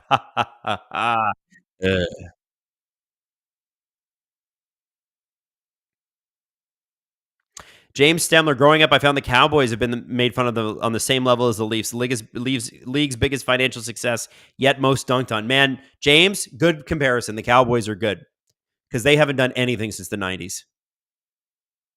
Also, their owner is their GM, and he's like, no, I'm better than, I will not hire a GM. Can you imagine how infuriating that must be if you're a Cowboys fan? How about them Cowboys? CJ's a big Cowboys fan, actually. All right. If you're Craig Berube right now, are you not going over to Max Pacioretty and going, it's probably a good time to run someone over cleanly? But I think they should know, right? And they just waived icing for some reason. Wow. I can't believe the ref didn't call something on that. I'm actually shocked. And listen, I know I'm a fan, but that's insane. That's insane.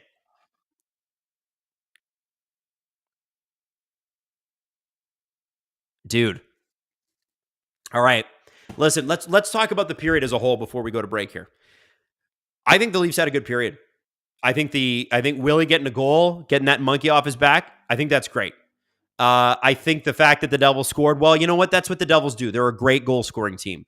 Toronto has got to score more than a goal if they expect to win a game. So, am I upset that Joseph Woll wasn't great on that second goal? I think that was a laser beam from Hischier. I think it was an iffy call at best. Man, they are calling Oliver Ekman-Larsson super tight, man. They really are. And it's not just this game. This has been happening for a few weeks now. So I'm going to leave that to the side. 5-on-5, the Leafs were great. Power play, we didn't see it because they never got one. I think the Devils have played a really strong game as well. They looked a little bit more alive in the second 5-minute segment of that period. But then the Leafs kind of took back over. Like, I really liked the Leafs game. The issue seems to be mojo. It seems to be confident. It seems to be, like I told you, that Joey Tribbiani, like, how you doing? You know, like, you got to kind of feel yourself. You got to feel kind of sexy if you're a goal scorer, right? Like, if you're on a hot streak, you feel sexy. You feel hot. You're single. You walk in your club. You're like, I'm super hot. I just scored 5 games in a row. Like, you have that you exude that confidence. I don't think they have that. And I think that's why we're sitting at 1 goal tonight. And the shots are coming. And if they keep these opportunities coming, it's going to work. It is going to happen. I just hope it happens tonight with you and me watching the stream. Now, Hayden, what are we breaking to? What do we got here on the break?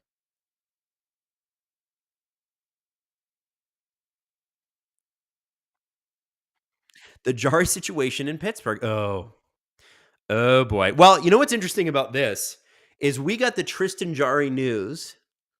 We got the Tristan Jarry news that he was being waived. Basically, we got it like mid podcast. So obviously we knew that he had let in the second shot of the game, which was shorthanded. Oh my God. And then we ran through some crazy stats that you're going to see in the segment. And then today, Dubas says if Jarry clears, he's going to Wilkes-Barre. He's not coming back. And he said, and in typical Kyle Dubas fashion, well, you don't want to put too much on a short spirit. Goalies can come back or whatever.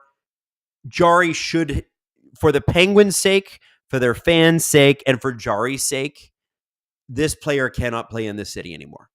It's time for a change of scenery. But let's run through with Steve and with Jesse how bad it got, because it got really bad. And at the end of this, we're coming back for the third period, and I have a little surprise for you. Let's do it. $5.375 million, 5 years. We're in year 2. Now, I think the stat is, correct me, Pens fans, the stat is that Jarry has given up a goal on the first shot of the game at minimum 5 times this year. Last night, oh wow, he gave up a shot, and this is according to our good friend Cassie, who we love. Shout out Cassie. Oh. She said she vented her frustration to me. Hit me.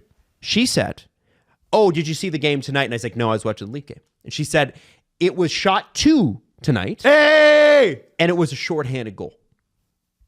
Oh. And this morning, Josh Yohe, who's the athletic reporter for the Penguins, from what I'm hearing, the Penguins organization has reached a breaking point with Tristan Jarry. Now, here's what I can tell you. Mm-hmm. The Penguins also reached a breaking point with Tristan Jarry against the Islanders last year when the Penguins blew the game and he didn't play the last 13 and they fell out of the playoffs. The difference is there was a while there where A, he played well, and B, the games didn't mean anything. And then they made a charge. Well, then they crept back into the playoff picture, and now all of a sudden the losses become a lot more frustrating. And Malkin said he's frustrated with the team's play as of last night.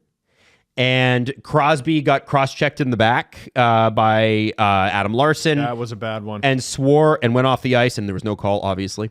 No, cross-checking's allowed. Let's cross-check our star players, specifically one of the best players of all time. Did you see the Jarry goal, by the way? It's bad. Have you watched it back? Yes. Oh, the shorty! I did see this. The short-handed goal. You can describe it for the people. So Joey Decord picks up an assist. Hell yeah! Yeah.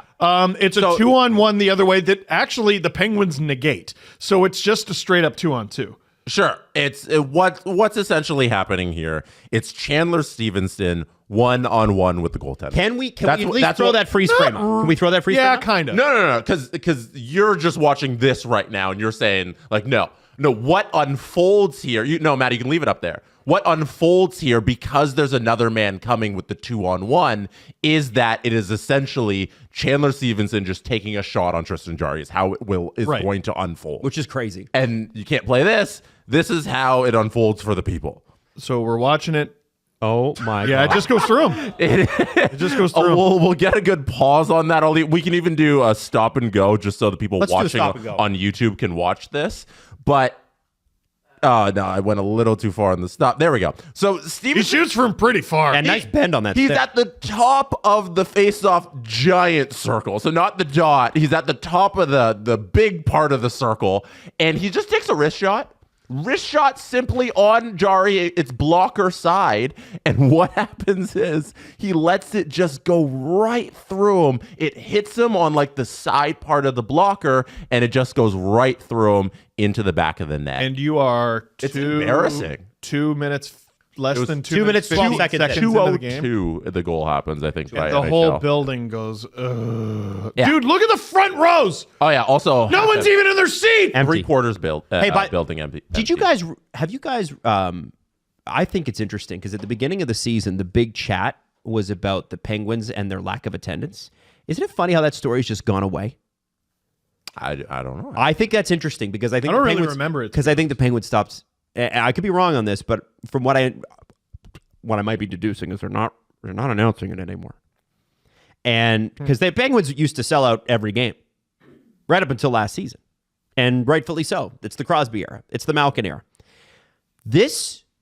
So here's the question becomes, okay, so if this is the real breaking point, what I was told personally is the Penguins lost confidence in Jarry, lost trust in Jarry in that Islanders game last season. And every Penguins fan that listens to this show knows the game I'm talking about. Mm-hmm. That ended it. But then this year, they're like, well, we don't have a choice because Kyle likes to spend right to the cap before the team ever hits the ice. It happened here in Toronto. Ask us about trying to sign Matthew Nyes and having to sign an emergency backup just to do it. It happened. Mm-hmm.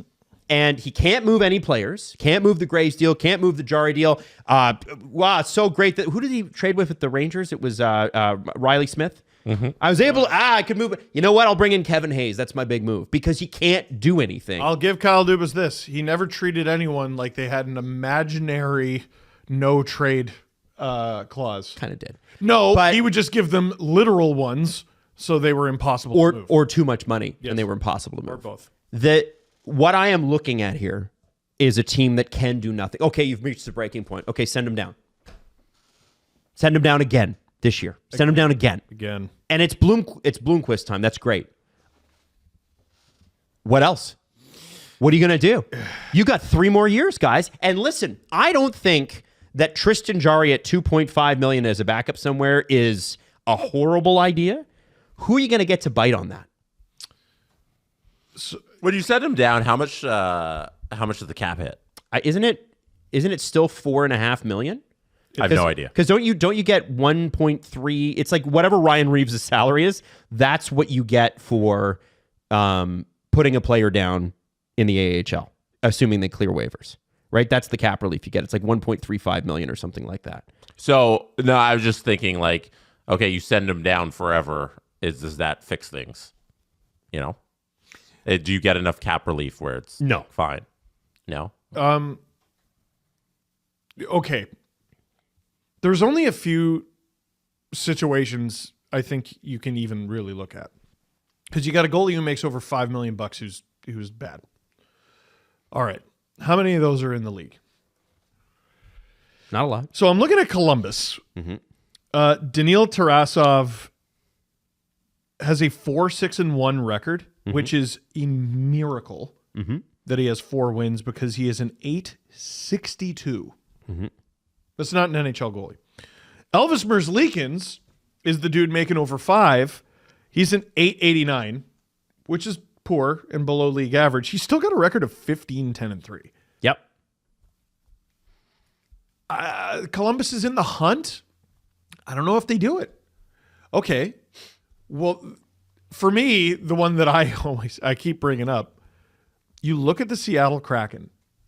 They are, I think, a clear-cut playoff team with Joey Decord in net, and not even sort of in the conversation with Philip Grubauer. Do you do in a net. swap for change scenery? What do you do? What do you do if you have either of those goalies, other than hope a change of scenery fixes it? Well, I would say that Ron Francis is embattled. If there's a hot seat to be had that no one's talking about, it's Ron Francis. Well, they're talking about it now. So, because again, I don't think he did a great job in the expansion draft. Yeah. And so CJ's, I want to say the title of their last show was about Seattle. So So does Ron Francis have the leeway anymore to take a risk like that? How many years left does Grubauer have? Did you say that? Let me look. Here, I can look. You keep talking. I think, He's been brutal. yeah. But There's just so few goalies around the league like that are even in this conversation. Grubauer signed through next 2 seasons after this for $5.9 million. so more money, less term. I don't think Ron Francis has the agency to make a deal like that. I don't think the Penguins have the cap space. Like, do the Penguins have the cap space to take on a more expensive? They could. Yeah, I think they're retain if they wanted. 2 under. So yeah, they could, because it's only a couple $100,000, you know. Honestly, what Seattle should do, Steve, is they should just buy him out.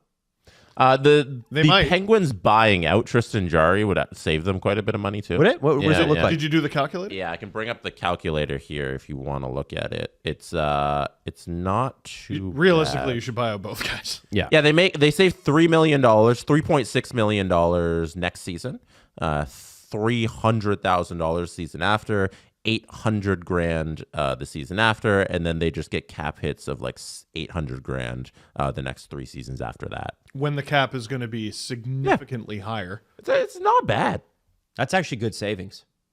I'll take it. you know. Yeah.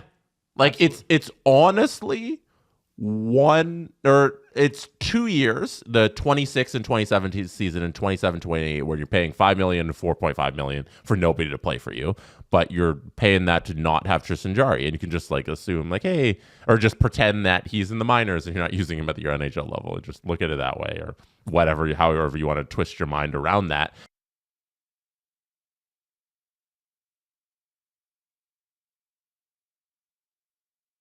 Back now. Hi, everybody. We're back. What do we think? What do we think of that segment? Not super duper.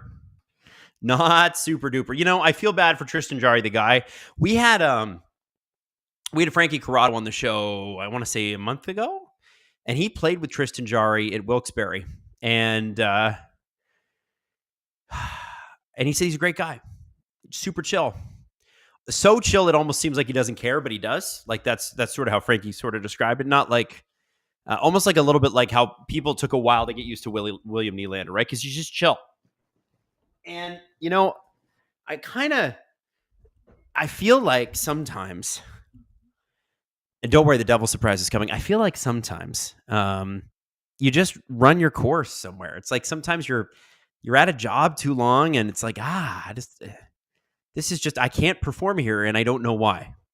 And I think that's where we're at. Now, for our Devils friends and for our Leafs fans, I have a quelle surprise. Are you guys ready? Are you guys ready? Woo! You ready? No, you're not ready. Look at that. This is a nice little gifty poo from Fanatics. See the big F? Fanatics. So this is the Authentic Pro jersey that they get. So they knew I was a big Devils fan. They're like, hey, Adam, we hear you're a big Devils fan. So they gave me a Jack Hughes jersey. And I've had it downstairs, and I've been holding it until this game. And look, even has the fight strap. And it's all stitched on. And, you know, I know that some of you are wondering sort of what the Authentic Pro jerseys sort of look like. And they are spectacular. Like Jesse wore the Connor Bedard Winter Classic one. Steve has a Philip Broberg St. Louis Blues Winter Classic jersey. Why Philip Broberg? Why not? They gave me Jack Hughes because they have a sense of humor, and they knew that Jack Hughes would score tonight, right? But I think what's cool about this, personally, and I'm not what's that jersey? There's a jersey YouTube account that's so good. Why am I not? I'm a subscriber. I'm gonna have to find them. Anyway, I'm not like somebody that can break it down, but I actually really think if you're going to go out and spend a fortune on a jersey, you might as well spend the fortune on getting what you want. And I think this is amazing. Like the crazy thing about these jerseys, you say it's a fortune. I say investment. You get one of these.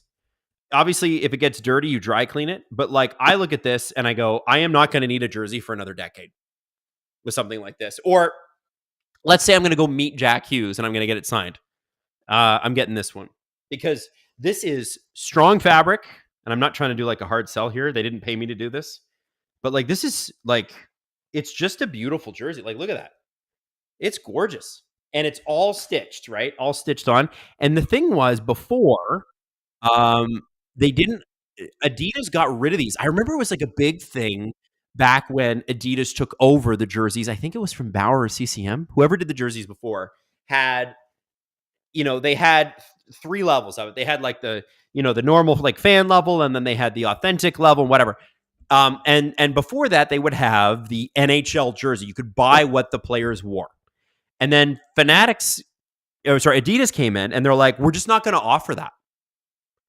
And then Fanatics came back and they're like, we are going to offer that because we know there are some serious, intense jersey collectors out there. And for 10 years, you haven't been able to buy that. And so that's what they look like. And I think they're pretty spectacular. Now, is it upsetting that it's Jack Hughes and he's already scored tonight and already had a couple other chances that he didn't score on? It's upsetting, but it's gorgeous jersey. I might even wear this to Coburg tomorrow night for the CJ show. That's pretty. My first non-Leafs jersey was a Devils jersey because I was such a big Doug Gilmour fan. When he got traded to the Devils for my birthday, my mom bought me a Doug Gilmour New Jersey Devils jersey. And I wore it and I wore it and I wore it and I wore it. I just loved Doug Gilmour. Loved him. Yeah, anyway, I just thought you guys find this cool. This is my little surprise. And when I bought because I have an Andre Palat Devils jersey, it was like the cheapest jersey I could get. And it's like iron on and whatever. It's just so much like, you know what it's like to put on a good jersey, right? Substantial. Urgh. Anyway, I love it. It's beautiful. I think I'm going to wear it tomorrow night. I think I am. If the Devils win, I will wear the jersey. Robert Bett, we have to win. We're losing Saturday against the Habs. Oh, Robert, please don't say that. Don't put that out there. James Stemler, I've driven through Wilkes-Barre a million times, and for years I've been pronouncing it as Wilkes-Barre, and I only learned last year that it's Barrie. James, I have a ridiculous knowledge of Pennsylvania because of my mom, because she grew up there. She's from Pittsburgh. So I even know the townships like Cranberry Township and Allegheny and all that. Monongahela, which is one of the rivers. So I know all that stuff. But yeah, Wilkes-Barre. It's very nice. I'm getting ready for puck drop. And I know there's a Steve in here who wants me to read his super chat. Boom. All right, Steve Colatuno. I'm of two minds. I want Washington to lose so the Devils can win the division, but I want Ovi to break the goals record. Well, both are possible. What if Ovi scored 3 goals a game and they lost the game 4-3?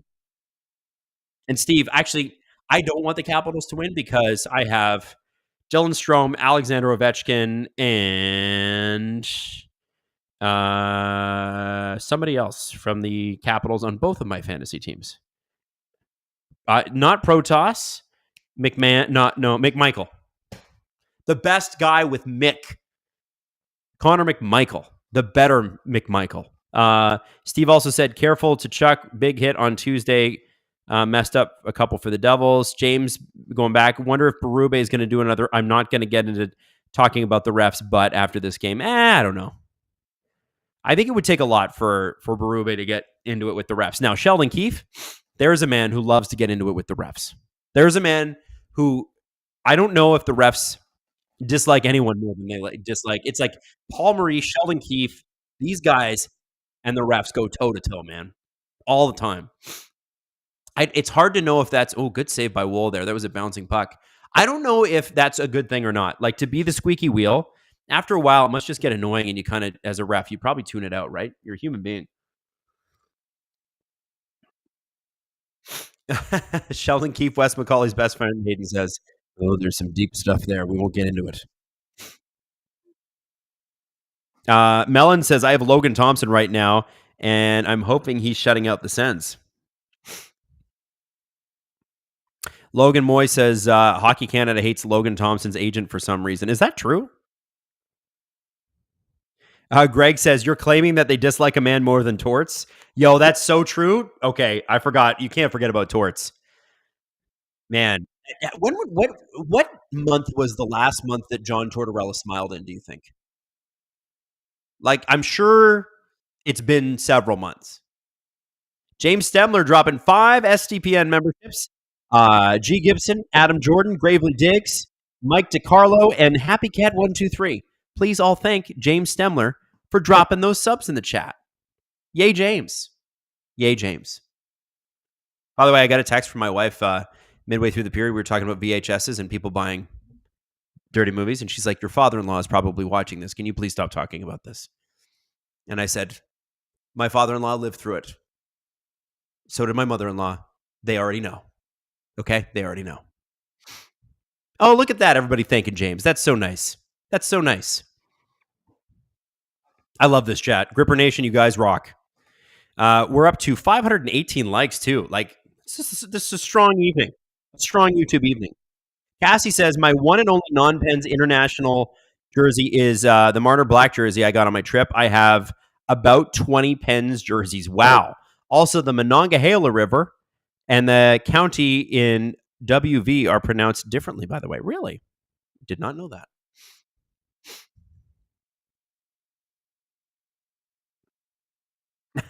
Silent Rob. All right, bragging about having a wife. Yeah, I know. Can you imagine being married to me? This is why I have to brag about it. It happened. It really happened. By the way, this is one of the lovely mugs that you can get on the SDPN shop, in case you're in the market for mugs. Why buy them from the store when you can buy them and have them shipped to your house?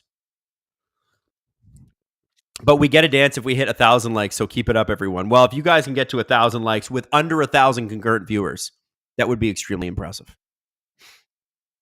I mean, to be honest with you, when we started doing these in the playoffs last year, we were in and around 400 or 500 people, like for me, on the late night streams, and people like Sedin Magic and Sierra Marlowe and a few of you guys started with me on those late night streams, and they were awesome. They were so much fun because the playoffs are awesome, but the series was so boring.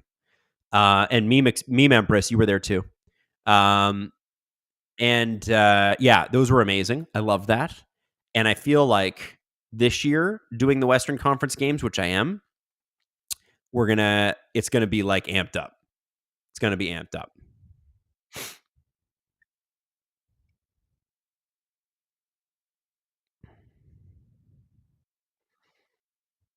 Oh, Justin Fisher dropping in the chat. Y'all better be behaving tonight.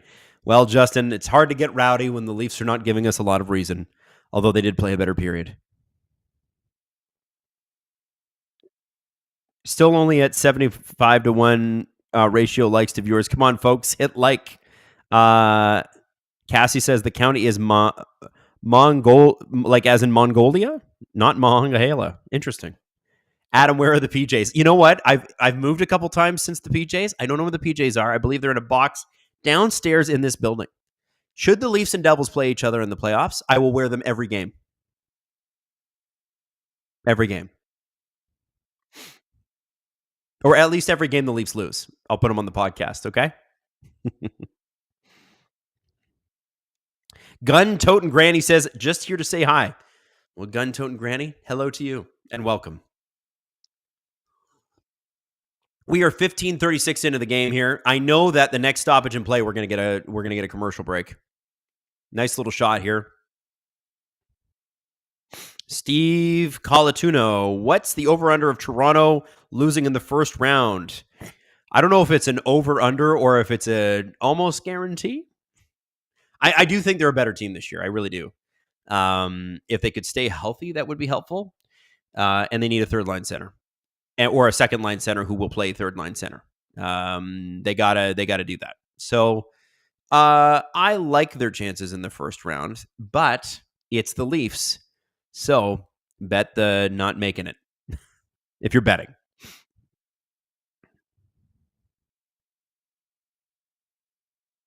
Okay, so there's Nylander on the half boards. There's Domi.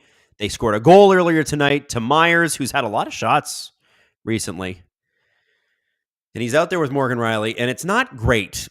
As we heard earlier from Sportsnet Stats, it's not great when Morgan Rielly's out there. The Leafs have been outscored a lot. I'm going to pull up that SN Stats thing. SN Stats. That's a good account.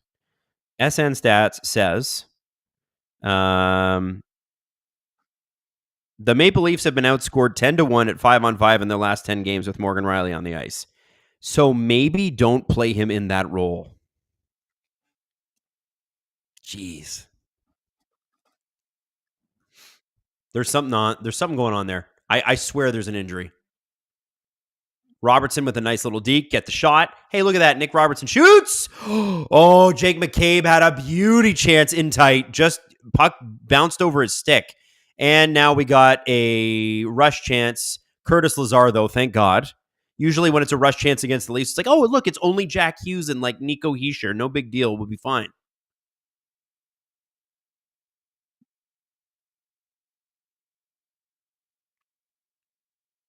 Time check is 13:30 left in the third period. Like I said, we're going to be going to commercial break at the next stoppage here. Get ready, kids. Markstrom just firing that puck like a lunatic. It was like a cannon. He's crazy. He's a crazy man. He's a lunatic. I love it. All right, so we're going to commercial break here. Man, Hughes just kept it in. Hughes just kept that in. Good old Jack Hughes. I really like this jersey. I hate that I like it, but it's pretty sharp. If I was ever going to get like a cool sports car again, red is the color I'd get. They're just so, it's the best color. It's the best. All right, now.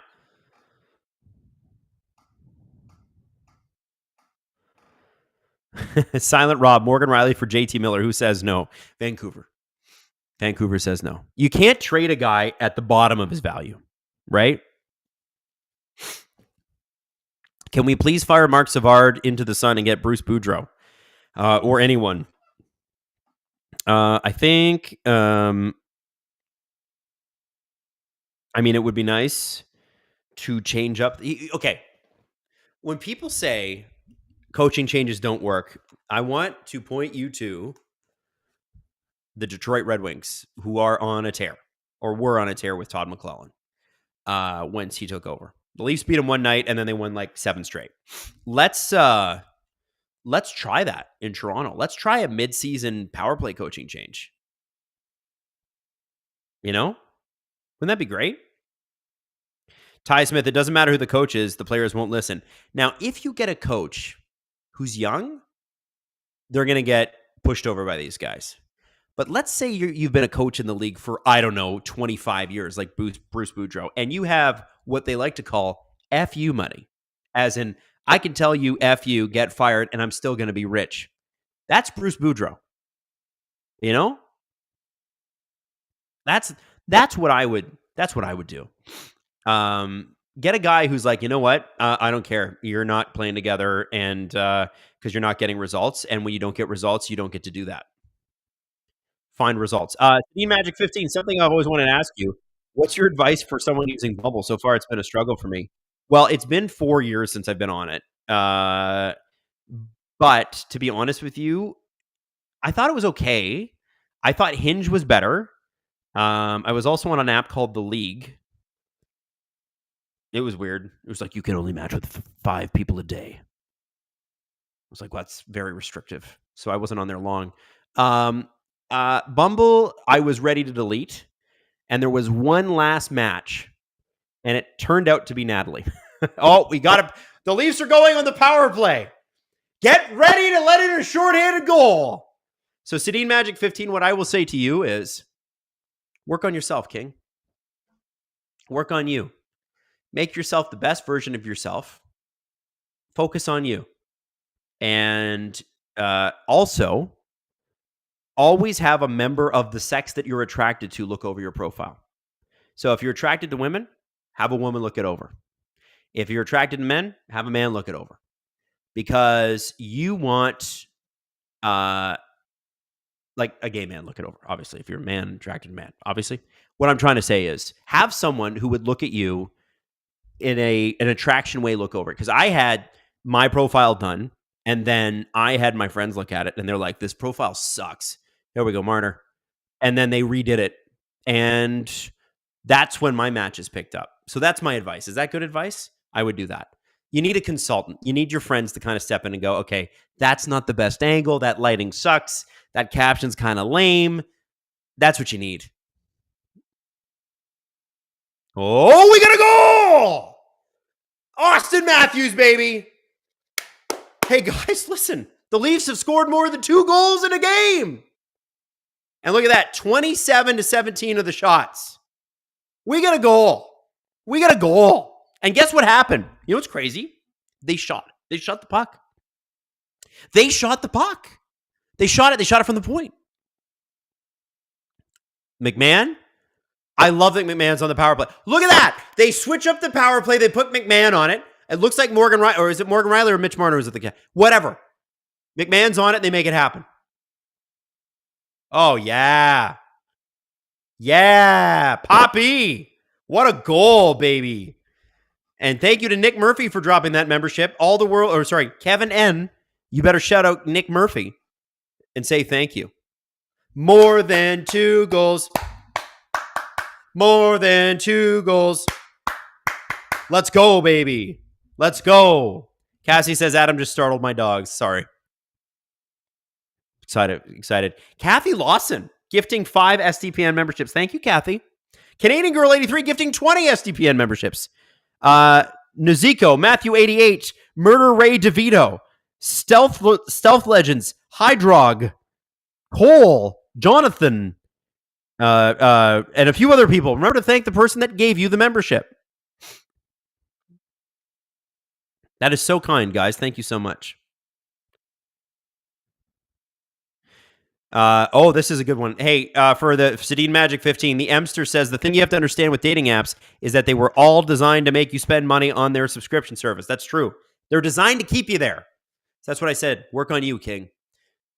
If you want to go to the gym, if you want to read more, whatever it is you want to do, make the best version of yourself, and you will attract the person that will be ultimately the person for you. And it takes a while, man. I was like 32 before I met Natalie. 32 and divorced and with a kid. Listen, she had other options. But we were pretty cute. I'm not going to, Everly's freaking adorable, so.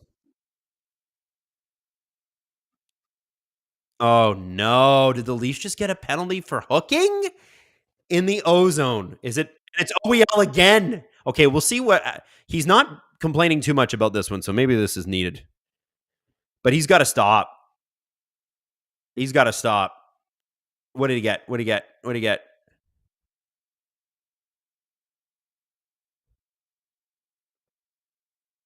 Oh. Okay.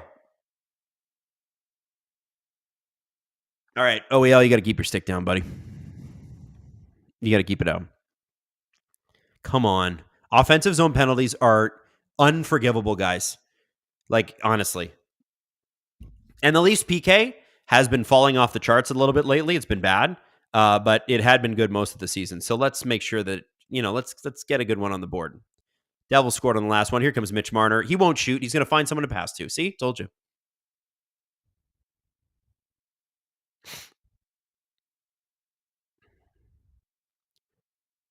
Wow. Hughes to Broth there. That was insane. Oh, here comes Hughes. In tight. Look how quickly the Devils get in tight. Do you see how quickly the Devils are able to make something happen on the power play? The Leafs do it, and it's like they're stuck in concrete. You want to see a good power play? Watch the Devils. Watch what they do. Into the blue line, zone entry, deep, back out to the point. You got one guy in front of the net. You got one guy. Oh, now you got 2 guys in front of the net and one guy creeping in for a rebound. It's not hard. This isn't hard. The Leafs have the dogs to do this. And they score.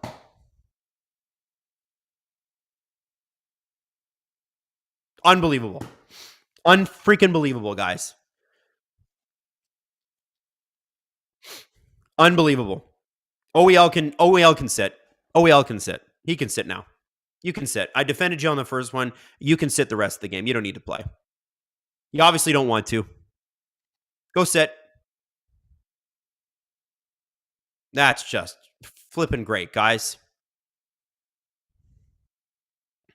And this is the problem in this game, right? This is clearly a big game. Keefe is back. You're playing well, and 2 of your best players are really letting you down. Now, Nylander redeemed himself, but let's not forget how the first goal was scored. It was a garbage pass to Marner on the power play. Weak pass to Marner on the power play that led to the first goal. Then Hischier scores on an OEL penalty, which I'm still a little bit miffed about, but whatever. Fine. Maybe I'm wrong. And then here we go again. Your best players can't do this. They can't do it. Okay, there goes Willie. Let's go. Go tie this game up, boys. Again. Oh, if you're a goaltender, 10 the goal, Markstrom. What I tell you guys, this guy's a lunatic. He's crazy. He gets out of the net all the time. Pure Euro goaltender. I love it. Well, at least the Leafs defense is trying to shoot, unlike their forwards.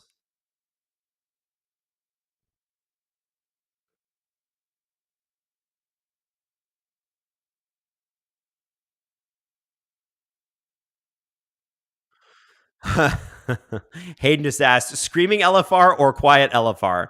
I think this will be a frustrated LFR. Even if they win, I think Steve's going to be like, okay, guys, this is not good. Also, you need to score more than one goal. You need to score more than 2 goals to win a game, any game in the NHL. Sorry. You're not scoring enough. Jesse says, OEL a future assistant captain? Yes, I still think he's a future assistant captain. Man, plenty of good players have bad games. Look at the Leafs. They have bad resumes, at least in the playoffs. Look at Robertson shooting a puck. Look at that. Look at Pacioretty forechecking. Look at Holmberg forechecking. Can you imagine? I can't. Simply couldn't. This line is got energy. They got life. Like I said, Holmberg is where offense goes to die. You're never going to score with him on a line, ever. Fraser Mitten's going to be in the lineup. They called him up today, so he's not in the lineup tonight. But let's be honest here. Fraser Mitten's playing next game against Montreal on Saturday. I need him to, kick some ass. Matthews, okay, over to McCabe. There's Tanev. McCabe. They actually shot a puck. How about that? Leafs had people in front of the net. How about that? Where was this earlier? Time to get angry. Why is not... Why do we have a defenseman pitching when Marner... Ooh! We got 2 defensemen down low and 2 forwards at the blue line for a second there. What is that?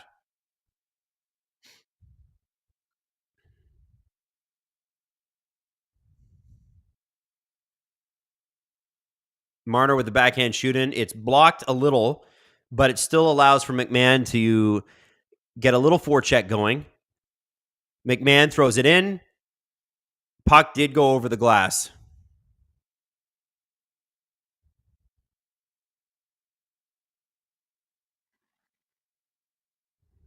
The Leafs penalty kill. So the Leafs power play stinks, right? Low key. Jesse said it on the last show. The Leafs penalty kill in the last 8 games is 26th in the league. So both special teams suck ass now. Great timing. Great timing. Detroit is currently beating the Panthers 4-3. Well, that's great. Thank you, Artemis. I appreciate that. Okay, you want me to check on Steve? I'm just going to text him. I'm going to text him. Everyone wants to know how you're doing. Maybe send a voice note or just text me a bunch of emojis. Just everybody wants to check in. It's a health check. By the way, everybody starting the goal circle in the chat, I love you. Get those candles going. Get those candles going. Let's go. Let's make it happen.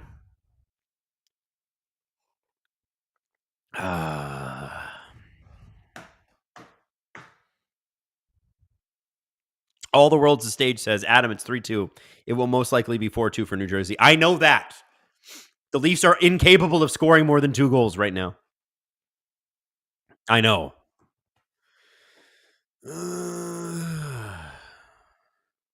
Pavel Bure, check on your Leafs fans, people. It's important. True. Keep those candles coming. Keep those candles. Let's go. Here, I don't have a candle, but look. Woo! I'm at a Shawn Mendes concert. Baby, be the life of the party. Do it. Do it. Get those candles in there, chat. Summon the goals.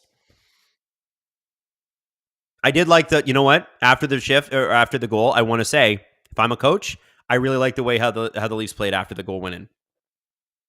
I know that doesn't mean much now, but I liked the Robertson line. I liked the Matthews line. By the way, getting up over 600 likes for a Thursday night, that's pretty impressive. Just throwing that out there.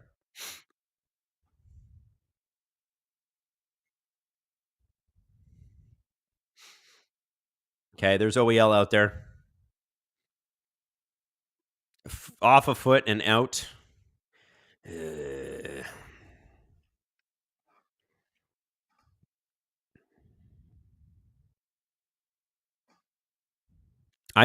I'm looking at this.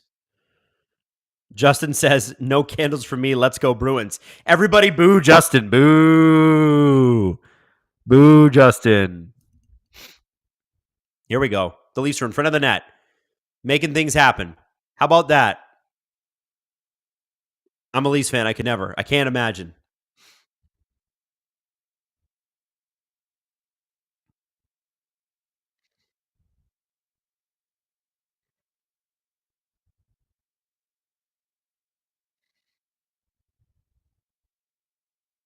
Thank you for booing Justin, our Bruins fan who's joined the chat. And last limit Laker says, more Devils goals. No, boo. Boo. By the way, everybody who's like, we need Stolarz back, it's not Joseph Wall's fault, guys. Scoring 2 goals, you will win very few games in the NHL. This isn't the late 90s. You need to score 3 goals or more. Sorry. It ain't Wall's fault. You need, hey, you know the $54 million you have wrapped up in Marner, Matthew Tavares, and Morgan Rielly? Yeah, that's what you need. That's what you need. You need production from those people. $54 million. Cap is 87.5. $54 million, 5 players. Score goals. Matthews did. Willie did. Desperate for more of it. Pickleball Pat. Hey guys, I'm finally here. Better late than never. Well, welcome, Pickleball Pat. We're the vibes are strong here. The game vibes are less strong after that goal. That OEL penalty, man, nothing makes me crazier than watching offensive zone penalties. If you're in the offensive zone, sticks down, there's no reason to have your stick up in the offensive zone. None. Unless you're winding up for a slap shot or you're tipping a puck in. You need the shots low so you can tip. You need the passes low, maybe a saucer, but that's a couple of inches off the ice. There is no reason to have your stick up in the offensive zone. And I'm mad at myself for defending OEL earlier. Still believe it, though. I think he's going to be a captain one of these days, like an assistant captain. Needed a name, said Cats losing, Leafs losing. Damn, it's a good night to be a Bruins fan. Listen, enjoy it while it lasts, because tomorrow or the next day it won't be when they actually go and play hockey. The Bruins, I can't believe how the Bruins look. Like, for as mad as I am at the Leafs, holy moly, the Bruins. SDPN made the Leafs probably my favorite team. # Go Canes. Andrew, welcome to the pain. Renipmon says, did Steve speak Minton on the team into existence? I hope not, because that meant the Tavares thing. Oh, all right. Oh, we got a voice note from Steve. You guys want to hear it? You guys ready? All right. It's 34 seconds like Austin Matthews. It's all right, everyone. We get to see an epic battle of wills. The Toronto Maple Leafs' complete inability to score when they need to, and Sheldon Keefe team trying to protect the lead. Here we freaking go! But just remember, hey, if the Leafs win, it doesn't matter. It doesn't matter, and who cares? It doesn't matter. I mean, if a 3-game losing streak doesn't matter, then winning a game doesn't matter either. Nothing friggin' matters. Eat Arby's. Go Leafs, go. Well, there you have it. That's how Steve's doing. I don't even understand the Eat Arby's comment. I don't even know. I don't know where he's going with that. If I could ask him, I would. Anything can happen in Jersey. But we're in Toronto. So the predictable, boring thing will happen. By the way, the Leafs are out shooting in 33-22. The Leafs have outplayed the Devils, guys. They have. They can't effing score, man. It's a problem.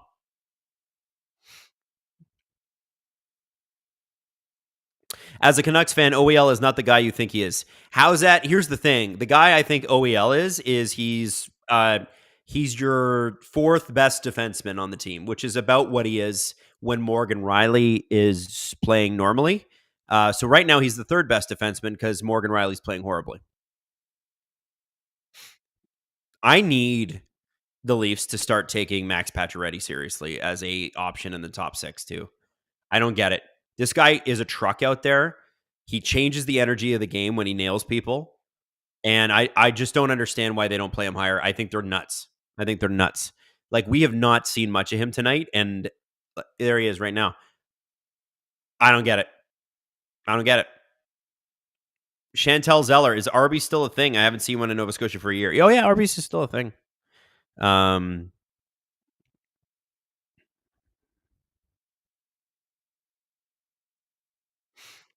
L8 2 class. I wish we could trade Morgan Rielly. Here's the thing. You can't trade a guy at the bottom of his trade value, and then when he's playing well, if you trade him, then your fans lose it on you because he's at the top of his trade value and you love him. But I agree with you. Something needs to be done with Morgan Rielly, and I think it's reducing his role. Be easier, I think, if you had Hakanpää healthy. Not that he's like some offensive dynamo, but it would be more defensive help. Maybe you feel better about moving Connor Timmins up for a little bit more offensive punch. I don't know. They got to try something else. No, there's an interference call that should have been called. That's interference. Dougie Hamilton on Mitch Marner. Are we kidding? Yes! Austin Mother effing Matthews, baby! Let's go! Captain Poppy! Woo! We got 3 goals. Oh, man. That's why you pay him 13 and a half, 13.25, whatever the hell. You know what I mean? What a fucking gamer. Sorry, excuse my language. Man. The guy, listen, say what you want, man. Oh, I remember people this summer, so stupid. Who, this guy threw the pit. Yo, man, that's flipping clutch, baby. What a hero. What a monster. What a shot. Short side, fucking bar down, baby. Sorry, I'm going to stop swearing. Oh, my God. Let's go, baby. What is it, Hayden? What's up? Hayden? Hayden points out that it's the same spot he scored on Ottinger. And Hayden is absolutely right. I would not have made that connection. But I don't have the kind of memory that Hayden does. Hayden, I think, is like one of those like photographic memory people. Natalie, 3 is more than 2. 3 is more than 2. 3 is more than 2. Now, when you score 3 or 4 goals in a game, you could potentially win that game. Now, if OEL gets into the offensive zone, what do we tell him?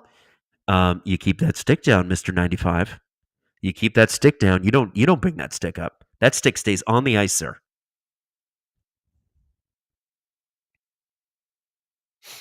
And Marner with Whelan. I think Marner's got some legs here. Nice little push in the offensive zone. Okay, don't dead putt. Okay, I love Marner. That's dead pucking it. You've got to do something. You make a move, you get the offensive zone, you got to do something quicker than that. Thankfully they were able to hang on to it. Oh, I thought Matthews had it there. Baby, they look good. They look good, man. Imagine their power play looked this good. It couldn't. It could not possibly. Morgan Rielly out. Oh, Matthews misses another chance. Guys, come on. Let's get it. Don't go to OT. Put it away. Knies behind the net. Out-muscling the New Jersey defense. New Jersey's exhausted. Siegenthaler has lost his stick. Willie with a shot. Markstrom somehow sees that. Willie back out at the point. We got a broken stick on the ice. The Leafs have a huge opportunity here with their best players on the ice. New Jersey's legs are dying. They're burning. Take advantage. Make it happen, boys. We need a win, and you just passed it to them. Are you freaking kidding me, boys? Oh. Oh. No, not Jack Hughes. No. Nope. Stop it.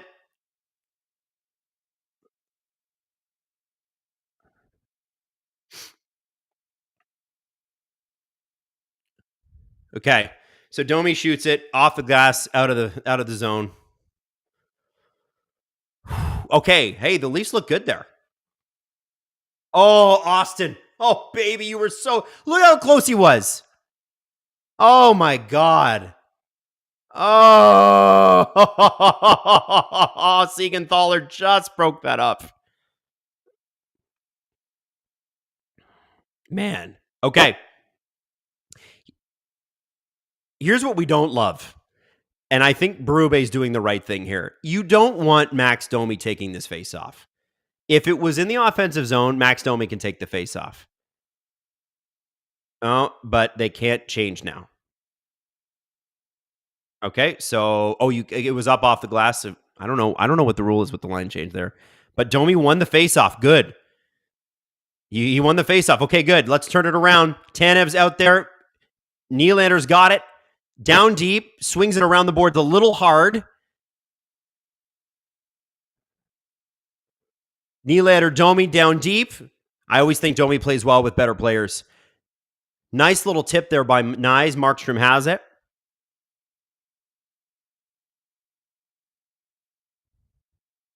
So was that Morgan Rielly that when the Leafs had that offensive stuff, did they the Matthews Marner Nyes shift there that was so great? Was that Mo that gave that away? I think it was, right?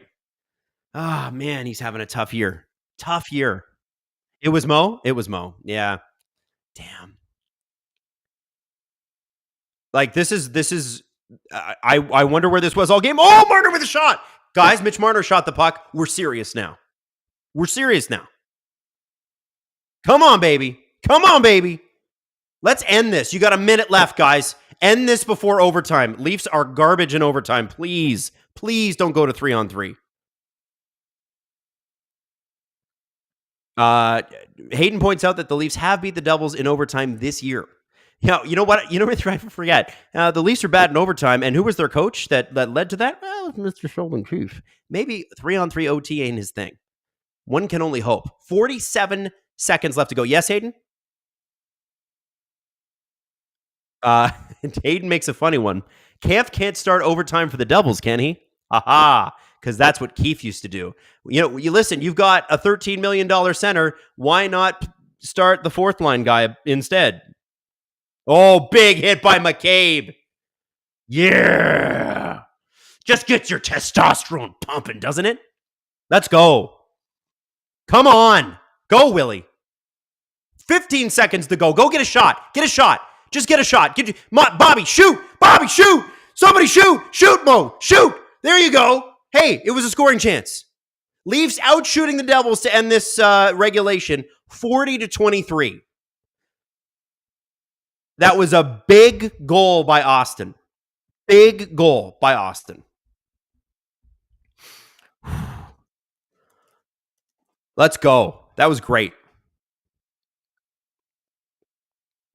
By the way, if I'm not mistaken, that Matthews goal was Marner's 700th career point. Mitch Marner is the fastest Leaf in history to 700 points. Good for him. Spectacular. What a fantastic record to own. That's awesome. Awesome. 700 points. Man, I can remember Mitch Marner's first game. I remember his first goal. Like, vividly remember it. Remember I don't know if you guys remember this. His mom had gone up to, go to the bathroom, and she missed his first goal.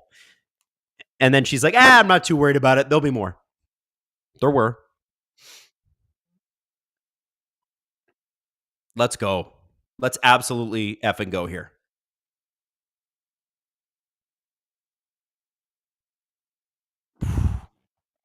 Guys, how we doing in the chat? We bricked up? We bricked up? We ready for OT? I'm not sure if I am. 3-on-3 OT. Yeah, baby. Listen, if you're coming in late to the game, that's cool. Welcome. Just throw me a like if you could. It helps the video, believe it or not, reach more people. Also, I'm having for whatever reason, because the traffic is high, I'm having a hard time reloading my video. Oh, we got over 1,000 people. Throw me a like, everybody. Like me. Please like me. We bricked up? Everybody in the chat's bricked up. Let's go. Nathan Hale says that I've been bricked up this whole time. Pierre-Luc Dubois, I can't get this bricked anymore.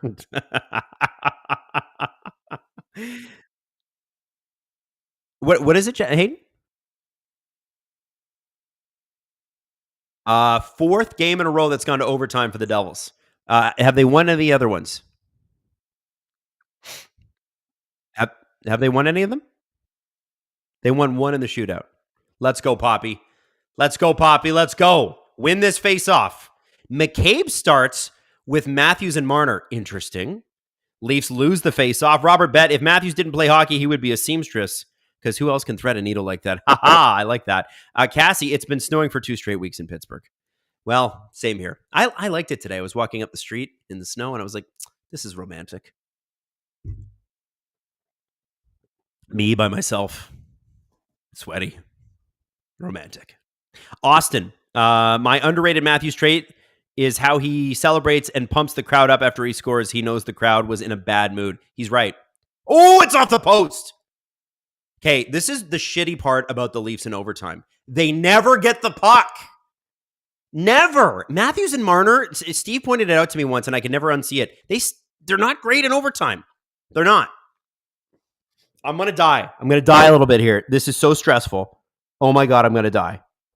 Okay, we have the puck. Now Matthews has the puck. Now Marner has the puck. We have it. But they're exhausted, so they'll probably got to get off the ice. We need some likes, and we need some... Oh my God! Willie on the breakaway! Scores! William Nylander! Let's go, baby! What a freaking pass, and what a freaking goal! Yeah! Let's go! Big win! Big win, baby! Woo! That's incredible! Oh my God. Gord Miller just pointed something out. The Leafs did not lead this game until right now. Until right freaking now. You needed the big boys to show up, and they showed up. Willie, baby. Willie. And by the way, this could have ended. Man, Luke Hughes put one off the post. And my hand hurts. I slapped that box over there very hard. Marner with an unbelievable pass to Willie. Marner with .701. William Nylander with his second goal of the game. Matthews, Nylander scoring. I think Matthews, Nylander, Marner combined for at least 6 points tonight. That's what you need with Tavares out. You need the boys to score. You could actually ask the rest of the lineup to contribute from time to time because they all seem like a bunch of passengers. But whatever. The big boys are scoring.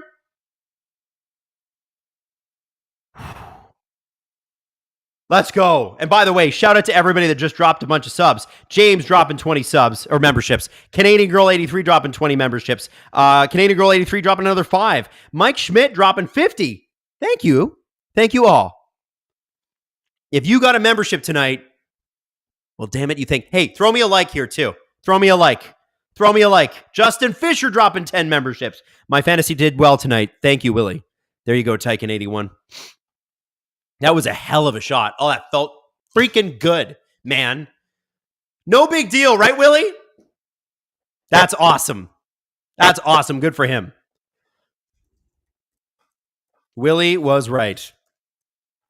It was no big deal. I'm gonna just tweet that because look at how lame my tweets are. But I'm gonna tweet it anyway. Oh, that felt freaking good. Ugh.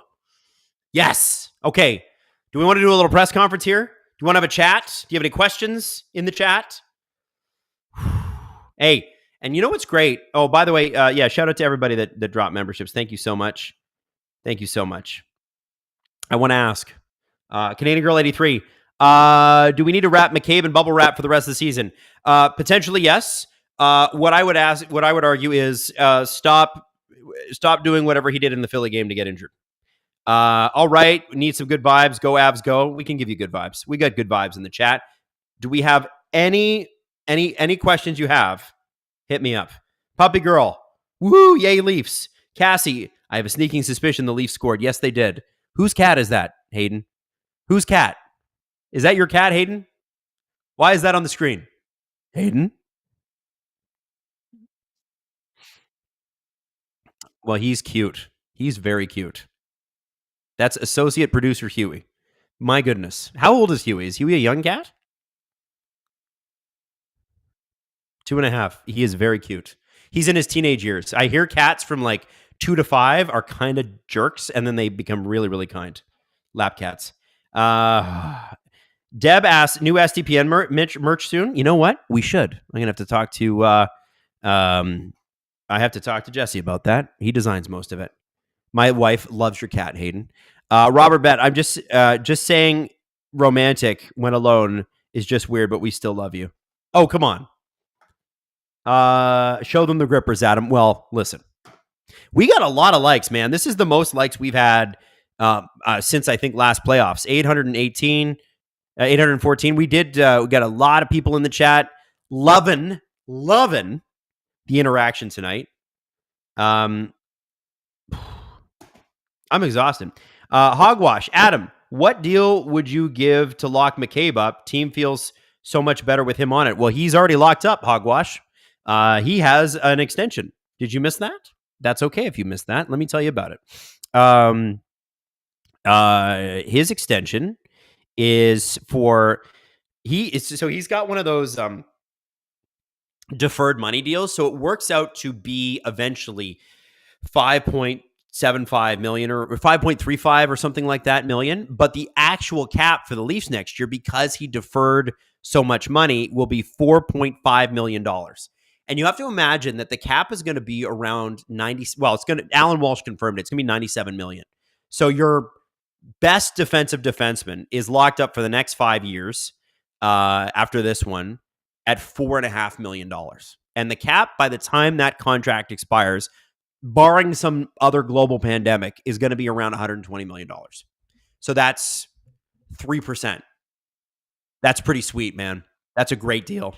I think Treliving did a good job there. You've also got Benoit locked up, and I know they just extended Philippe Myers next year and the year after at $850,000 per. I think that they've done a good job of just locking up some of this depth. Here are valuable guys that we want to keep around. And Tanev is going to be around for a while too. James brought that up. Puppy Girl just dropped a membership. Thank you, Puppy Girl. Austin said, if you told me earlier this season that Rielly would be our worst core D-man, I would have called you a liar. Understandable. I would say that Morgan Rielly he's fighting it right now. This contract does not expire until 2030. So whatever's wrong, they need to right it. I just have a feeling he's injured. It has to be. Has to be that he's injured. Let's take some more. Pickleball Pat, I showed up for the great part of the night. Positivity works, baby. Actually, Pickleball Pat, the second you showed up, they started playing hockey. It was great. So well done, sir. And I believe the Florida Panthers lost tonight to the Detroit Red Wings because the Yzer plan is finally working. So that means that the Leafs are now 3 points up on the Florida Panthers, and I feel like the happiest person alive. All the world's a stage. Jake McCabe is a steal. Yeah, well, we've had Jake McCabe for now 3 or 2.5 seasons, and we've only ever paid him $2 million a year. The Blackhawks have been paying him $2 million. How crazy! Thanks, Adam Hayden and the SDPN crew. Well, thank you for joining us. We're not done yet, though. We're not done yet. I like the chemistry of Domi and Nylander. I've said it on the show before. Domi plays better. Domi is not a driver of play. You have those guys. The drivers of play are Matthews, Marner, Tavares, Nylander. I think Nyes can be a driver of play eventually. Again, he's still 22. But these guys have abilities to take over the game. I don't think that's Max Domi. But when you put Max Domi with elite talent, Max Domi plays amazing. Michael Bunting is not a driver of a line. But Michael Bunting, you put him, at least in the Leafs case, you put him with elite talent, he does well. I think Chris Kunitz was another great example of that when he played with Crosby. You would never be like, oh, I've signed Chris Kunitz to drive his own line. No. But Chris Kunitz played amazing with Crosby, and he was so good, he made the bloody Olympic team. Puppy Girl, do you think this team is lost without Tavares? Well, no. I think they're great. I don't think they're great. I think that they need a second line center. Bad. But I think Domi is a good auxiliary piece. You need him. Steve said it perfectly. Ideally, Domi is your right winger. I think that's where he's at his best. And by the way, for what Domi costs you, which I think is like 3.7, isn't that what it is? 3.75 or something? That's what he should be. Yeah, 3.75.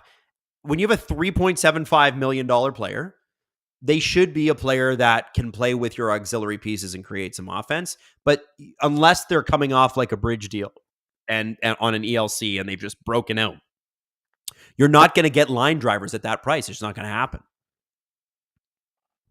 Willie's being interviewed right now, shirtless. He's got the towel on, and he's like, "Yeah, whatever. I've been here before. I'm cool. I'm cool as hell." Ross says, it feels like the only chances Wall faces are high danger chances. He needs to face some lower danger chances early in the game to get back to where he was. Still a solid game tonight, though, IMO.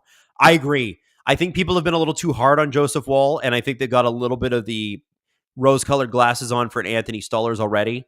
The two of them splitting time is, I think, what is ideal for both of them. And it's a lot of pressure on Wall. I think he's done it. He's managed it very well.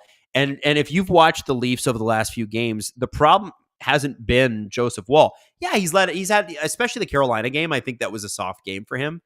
But I think that the Leafs, ever since they were playing the back-to-back against the Flyers, haven't been able to score goals. We got to 4 goals tonight. That is not something the Leafs have done much recently. Let's go back through their scores just randomly here. Okay, so the Leafs scored 4 goals tonight, 1 goal against the Stars, 0 goals against the Canucks, 3 goals against the Hurricanes, 3 goals against the Flyers, 3 goals against the Flyers, 6 against the Bruins. So the last time the Leafs got to 4 goals, it was January 4th. It's January 16th. You're not going to win a lot of games like that. You're just not. It's the NHL. We're in a high-scoring era. You got to score 3 or 4 goals a game, minimum. Especially with this offense, you need to be doing that. I'm just going to close some windows here and keep talking to you because I'm enjoying this. Let's chat. Let's hang. Wall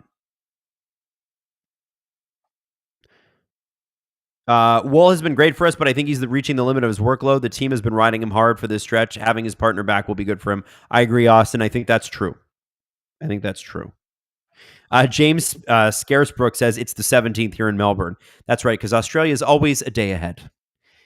David Little says, was Robertson playing? Now, Robertson had a couple of shots tonight. That Pacioretty, Holmberg, Robertson line. Let's talk about that a little bit because I'm just going to take my headphones off here.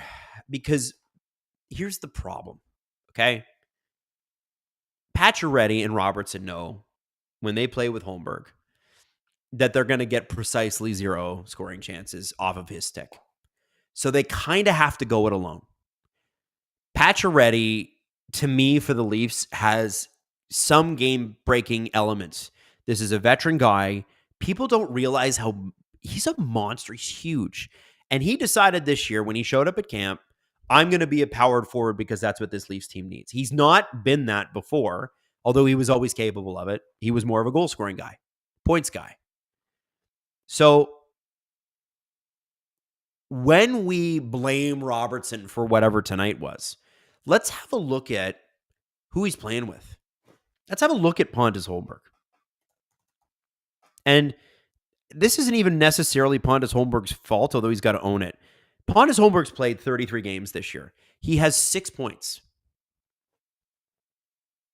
Like, if you're Robertson tonight, you're like, I know that he's never going to create offense. And I know Robertson had a couple shots, and they weren't great shots, but they were shots. Holmberg is not going to get you that. If you want a good penalty killer, or at least a decent penalty killer most of the time, Holmberg's your man. But they also have Duer, and they have Kampf, they kind of have a glut of passengers on the offense, shall we say. It's not that they don't have value. It's not that they don't do things. But those guys, when it comes to offense, it's like Dennis Rodman trying to score a bunch of points. It's not going to happen. Dennis Rodman did one thing, and it was defense. That's what Holmberg, Dewar, Kampf, Lorentz, that's what they're going to give you. Lorentz give you a little offense, but it ain't much. The reality is Holmberg's playing too far up in the lineup, and there are 3 or 4 players playing better than him in the fourth line slots. So they're throwing the third line together with Tavares out and going, hopefully they don't let a goal in. We need the top 2 lines to score. That's what it is, guys. They need a centerman. And I think they need to make this trade before too long. I think it's really going to hurt them. If you're serious about winning the division, you need to make that centerman trade as soon as possible. Lemon and friends, I'd rather see Minton over Holmberg. And so, Lemon, you will. On Saturday night, they're going to put Minton in the lineup against the Montreal Canadiens, who, while they don't have the greatest record this year, you cannot forget the Montreal Canadiens have been the hottest team in the league for the last 3 weeks. So that matters. And you're going to see Fraser Minton and the Leafs, who love this guy, are going to see him at the NHL level. It's one thing to be very, very good at the AHL level. It's the prerequisite to being good at the NHL level. But it's not everything. And sometimes guys get up and in their first game or two, they're swimming just barely above the breathing line. They're like one wave and they're knocked out. And it's because there's a huge step between the NHL or the AHL and the NHL. And I think Minton, you got to give him a couple games to adjust. He's going to get it. And then we're going to see what he is. I think this league I think this team sees him as the next center on this team. I would love to see that this year. It would make things a lot easier. So I'm with you. McCabe is the GOAT. Yes, he is. Love to both Shens on the Leafs by the deadline. I would love that. Cassie says, can I interest you in a lightly used Achari? A couple of years ago, Cassie, Noel Achari came in here and was the Cookie Monster. He was a monster. He was great. But let's be honest here. It's been a couple years. The Penguins, Noel Achari is going to give us what Pontus Holmberg gave us. He's just older and more expensive. So somebody is going to trade for Noel Achari at the deadline. They're going to get a great playoff performer. I like him, but no. Jeff Ely, Timmins needs to be traded or sent down or put in a position to succeed a little bit more. I of all the issues that I think the team has had, I don't think Connor Timmins is it. You look at the positives on this team. Positives are, especially over the course of the year, goaltending. I think defense has been a positive. I think your power play and your offense in general has been slightly more concerning. It's not like they can't score. They just haven't fully got there. And you got to figure out this power play. You got to. Randy, who would you like to see added at the deadline, Adam? Randy, I'd like... I think they need left side help. I think it's obvious that they need center help. If Morgan Rielly is injured, here's my ideal scenario, okay? And this is Disney World. You're able to get Brock Nelson from the Islanders without giving up a first-round pick. They don't have their first-round pick this year. They have it in 2026. You can't give that up. So you go get Brock Nelson. I would love for them to go after a guy like Marcus Pettersson from the Penguins on defense. So if Morgan Rielly is in fact injured, and let's say that injury is bad enough that it can't be healed this year, and you got to limit his minutes, maybe you get him down to 16 minutes a night, 18 minutes a night, then you can have a Marcus Pettersson come in and be a stabilizing force in the way that they thought maybe Jani Hakanpää would be. Those would be the two. And then if left side help becomes less of a problem because you can take other forwards that you have and plug them in. Pacioretty can play the left side. McMahon's playing the left side. Nyes is playing the left side, I think, right? Yeah. Am I wrong? Yeah. And then you got Marner, Nylander on the right side, and you plug Domi in. So you got maybe like Domi next to Brock Nelson, and Max Pacioretty. That's a flippin' monster line. Like, that would be sick. That's who I want. And I know everybody wants to reunite Chris Tanev and Brandon Tanev because the Kraken are probably going to be sellers at the deadline. The thing with Brandon Tanev is I don't think he's what the Leafs need. It would be cool for the vibes, but I don't think he's what the Leafs need. Nick Bukestad, yes. And by the way, Nick Bukestad is what, 6'6" every time he steps on the ice? Like that. Love that idea because he can score 20 over the course of a year. So you need some scoring. That would be good. James says OEL will be a beast in the playoffs, but his lack of discipline sucks in the regular season. Agreed. Adam, I think you're the Leafs' good luck charm. When do we get to see the feet? Well, not yet. Not yet.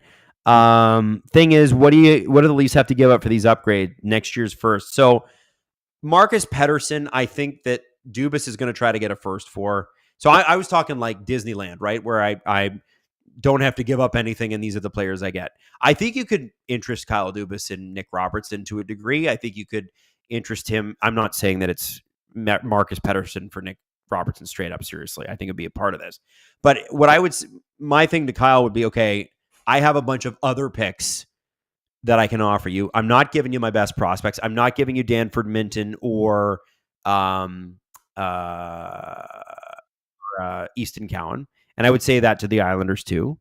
But Dubas knows the Leaf system. He drafted most of the guys that are there. And Wes Clark, his head scout, is the guy that drafted most of these guys, right? He just left in June. So, would Topi Niemela fit into Dubas' system? If you put together a package of players is what I'm saying. Some, like a lot of these guys are Dubas guys. Kampf is a Dubas signing. Holmberg is a Dubas signing. Like there's lots of Dubas guys here. So I would just say that, yeah. It can work for or against you. Trading with the Penguins. I think the Islanders, if Lou Lamoriello wants to keep his job, he's going to have to get a first for our good friend Brock Nelson. I think that Barry Trotz is a general manager you should be calling every day. Like, okay. Real candy stores talk here. Okay, ready? What if, and hear me out, what if Jonathan Marchessault was available? I know he's too much money. I know he hasn't performed to the contract. But Jonathan Marchessault, when the Knights won the Cup, led the playoffs in goals. He was tied with Leon Draisaitl at the end. Leon Draisaitl had an insane playoff run. He had 13 goals in 2 rounds. Marchessault took to the final game of the finals to score and tie him. What if Jonathan Marchessault was available? You want a playoff gamer? Boy, I'd call Barry. Barry, what are you doing, Bear? That's what I would do. If Paula makes a good point, if the playoffs begin today, the Leafs would be playing the Bruins. You know what? Slay the freaking dragon. Are we going to run from the Bruins for the rest of our lives? We can't. They're in the same division. Got to play them. Beat them. Insignificant Nick. Nick, you are not insignificant. Can I just say how I love how chill your streams are? I'm just doing my school custodian duties and vibing all stream. Well, Nick, I'm thrilled to hear that, man. That's what we want. We want you guys to enjoy. Steve does a stream one way, Jesse does it another, I do it another. That's why the show works, is because we're 3 very different people who love each other and have a great time talking about hockey with you. So I'm so glad that you guys enjoy these because we love doing them. Yeah, I love this. Chantel, we can and we will run from the Bruins for the rest of our lives. Hogwash says, beat the Bruins and then the Panthers. Let's get a run of dragon slaying going. I would love that.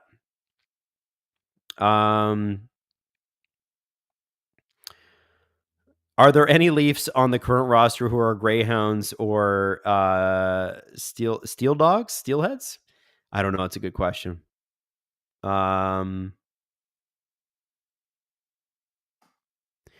else do we have here? Also at work at the casino, just cashing people out and enjoying the stream. That's awesome. I hope the vibes are good. Gotta love how awake you feel on a casino floor, right? They just pump the oxygen in. They're like, hello, you're going to stay awake. It's crazy. Salman says Bruins, Panthers, and then beat the Devils to go to the finals. Maximum dragon slaying. Oh my God. That would be okay, because Steve's gonna do all the Leafs games in the playoffs. Can you freaking imagine? Can you imagine the look on his? Can you imagine the sound of his voice if they did that? Like I would, like I've been a Leaf fan my entire life, and I would still be happy for that man. I'd be like, Steve deserves this. You know what I mean? Yeah. What else we got? Oilers Leafs final, says the weirdo. Yeah, man, so agree. What a sick finals that would be. That'd be one of the most watched finals in NHL history. I'm telling you. Just box office. And I would want it to go 7 games. I would want it to be heartbreaking and amazing and heartbreaking for both sides. Like I would love like we're up 3-0 and somebody comes back and either McDavid or Matthews scores an overtime winner and they're just sweating and bloody and you know what I mean? Canadian Girl 83, Adam, I'm glad that you guys have the job that you love. It's always awesome to have fun at your job. Thank you, Canadian Girl 83. We would not be here without you. So if you guys weren't coming, we wouldn't be here. So I have you should know that. Like we are only able to do this because you keep coming back. And so we're very much appreciative of that. And we're going to keep trying to do the best possible job we can for you. Pierre-Luc Dubois, I don't get the Fraser Minton height. That's okay. You don't need to yet. He hasn't shown it at the NHL level. I get it. AHL, though, you watch a few Marlies games, you go, it's a player. You watch. He will be, I don't think he's going to be like, I think he'll be more of a, if he's a 20 goal, 30 assist guy at his peak, the Leafs will have won the lottery. That would be a fantastic career trajectory for Fraser Minton. And can you imagine having that as your third line center? And then, or maybe one day he moves up and he's on the second line. Or maybe Brock Nelson is there. I really like Brock Nelson. James says, I think it'll be Vegas in the finals. Hey man, you would be silly to bet against Vegas or the Avs or Dallas. Yeah, the Western Conference is the strong conference again. The East. So the West, when we started the show, the West was far and away the stronger conference. Every year, a Western Conference team was like LA, Chicago, LA. And then the Penguins won a couple. And then it was Washington that won. You know what I mean? And then for a while there, it swung east. And then, the Blues and whatever. I'm telling you, the West is the stronger conference, far and away. The only team that I think is, and I think this is easily the strongest team, and by points percentage, they are. The Washington Capitals are, if your team has to play them in the playoffs, you're going to hate it. You're going to hate it. Hate it. Chantel Zeller says, Leafs, Drew versus Steve would be an unhinged if it was Leafs Avs in the final. Oh, be sick. That would be amazing. That would be amazing. Any other questions, guys? Thank you for the 500 of you that have stuck around this long. This is great. I know Hayden's going to probably be like, hey, wrap it up. I have a life and a girlfriend. By the way, can we do a big shout out to producer Hayden? So usually we've got 3 or 4 people on these streams. Usually you get the host, and then we got 1 or 2 people modding the chat, Justin Fisher, Robert Malloy, and then we have Hayden or Drew running the stream. Tonight, for the first time, Hayden did it all by himself. I think that's pretty cool. So Hayden, you rock, buddy. Thank you. You also have an adorable cat. And tomorrow, I don't know who of you have bought tickets, but the CJ show is doing its first solo live show in CJ's hometown of Cobourg, Ontario. And Julian is coming in, and he's going to join, and it's going to be awesome. And I'm so excited to see that show. Steve and Jesse and I are going to be there. Justin's going to be there. It's going to be amazing. Coburg's going to be so much fun. So Boston Pizza Coburg tomorrow night. The show is flipping sold out. CJ was like, I don't know if people are going to, he actually called me. He's like, are people actually going to come to that? I'm like, why wouldn't they? And he's like, well, it's in Coburg. Like, I'm like, CJ, it's you. It's Julian. Of course they're going to come. You guys are the best. And look at that. Sold out. We love those guys. Nathan Hale, y'all ever do anything in New Brunswick? So right now, Nathan, we've focused on the OHL because we've got really good partnerships there. And we're just trying to make that, we're trying to refine that concept. I would really love to do some QMJHL games and some WHL games. I'd love to do, the Wranglers, the Rockets, the Halifax Mooseheads. I'd like to get out to Moncton. I'd like to, you know what I mean? So yes, we'd like to do that. Admittedly, traveling in Canada we would probably have an easier time traveling in the States. It's so expensive to travel here. It's so expensive to book a flight. It's crazy. So it's gonna come down to budget, but I would really, really like to get going on that. And I think you're right. We need to do an East Coast tour. Abigail says it's 12 minutes into the Oilers Avs and Nate McKinnon already is on a hat trick watch because he's a freaking monster, dude. Guy loves blood. All right. So listen, and Newfoundland is getting a QMJHL team next year. Man, I'd love to go to Newfoundland. Anyway, listen, love you all. I'm leaving. I'm going to let Hayden get to bed. I hope you have wonderful evenings, whatever it is you're doing. Remember, we've got a new VIP coming out tomorrow morning for STP. So when you wake up, you will have an STP to listen to. And then the new CJ show is out today, so you can listen to that. And then a new STP tomorrow night. And then Steve is streaming Saturday night. And let's not forget about the Coburg show that I just talked about for a minute and a half. So love you all. Thank you so much for joining on the stream. Had an absolute blast. Shout out producer Hayden one more time and his adorable cat. Love you guys. And I'll see you next week for the stream and obviously tomorrow on the STP. Okay. Love you. See you all, Gripper Nation. Have a good one.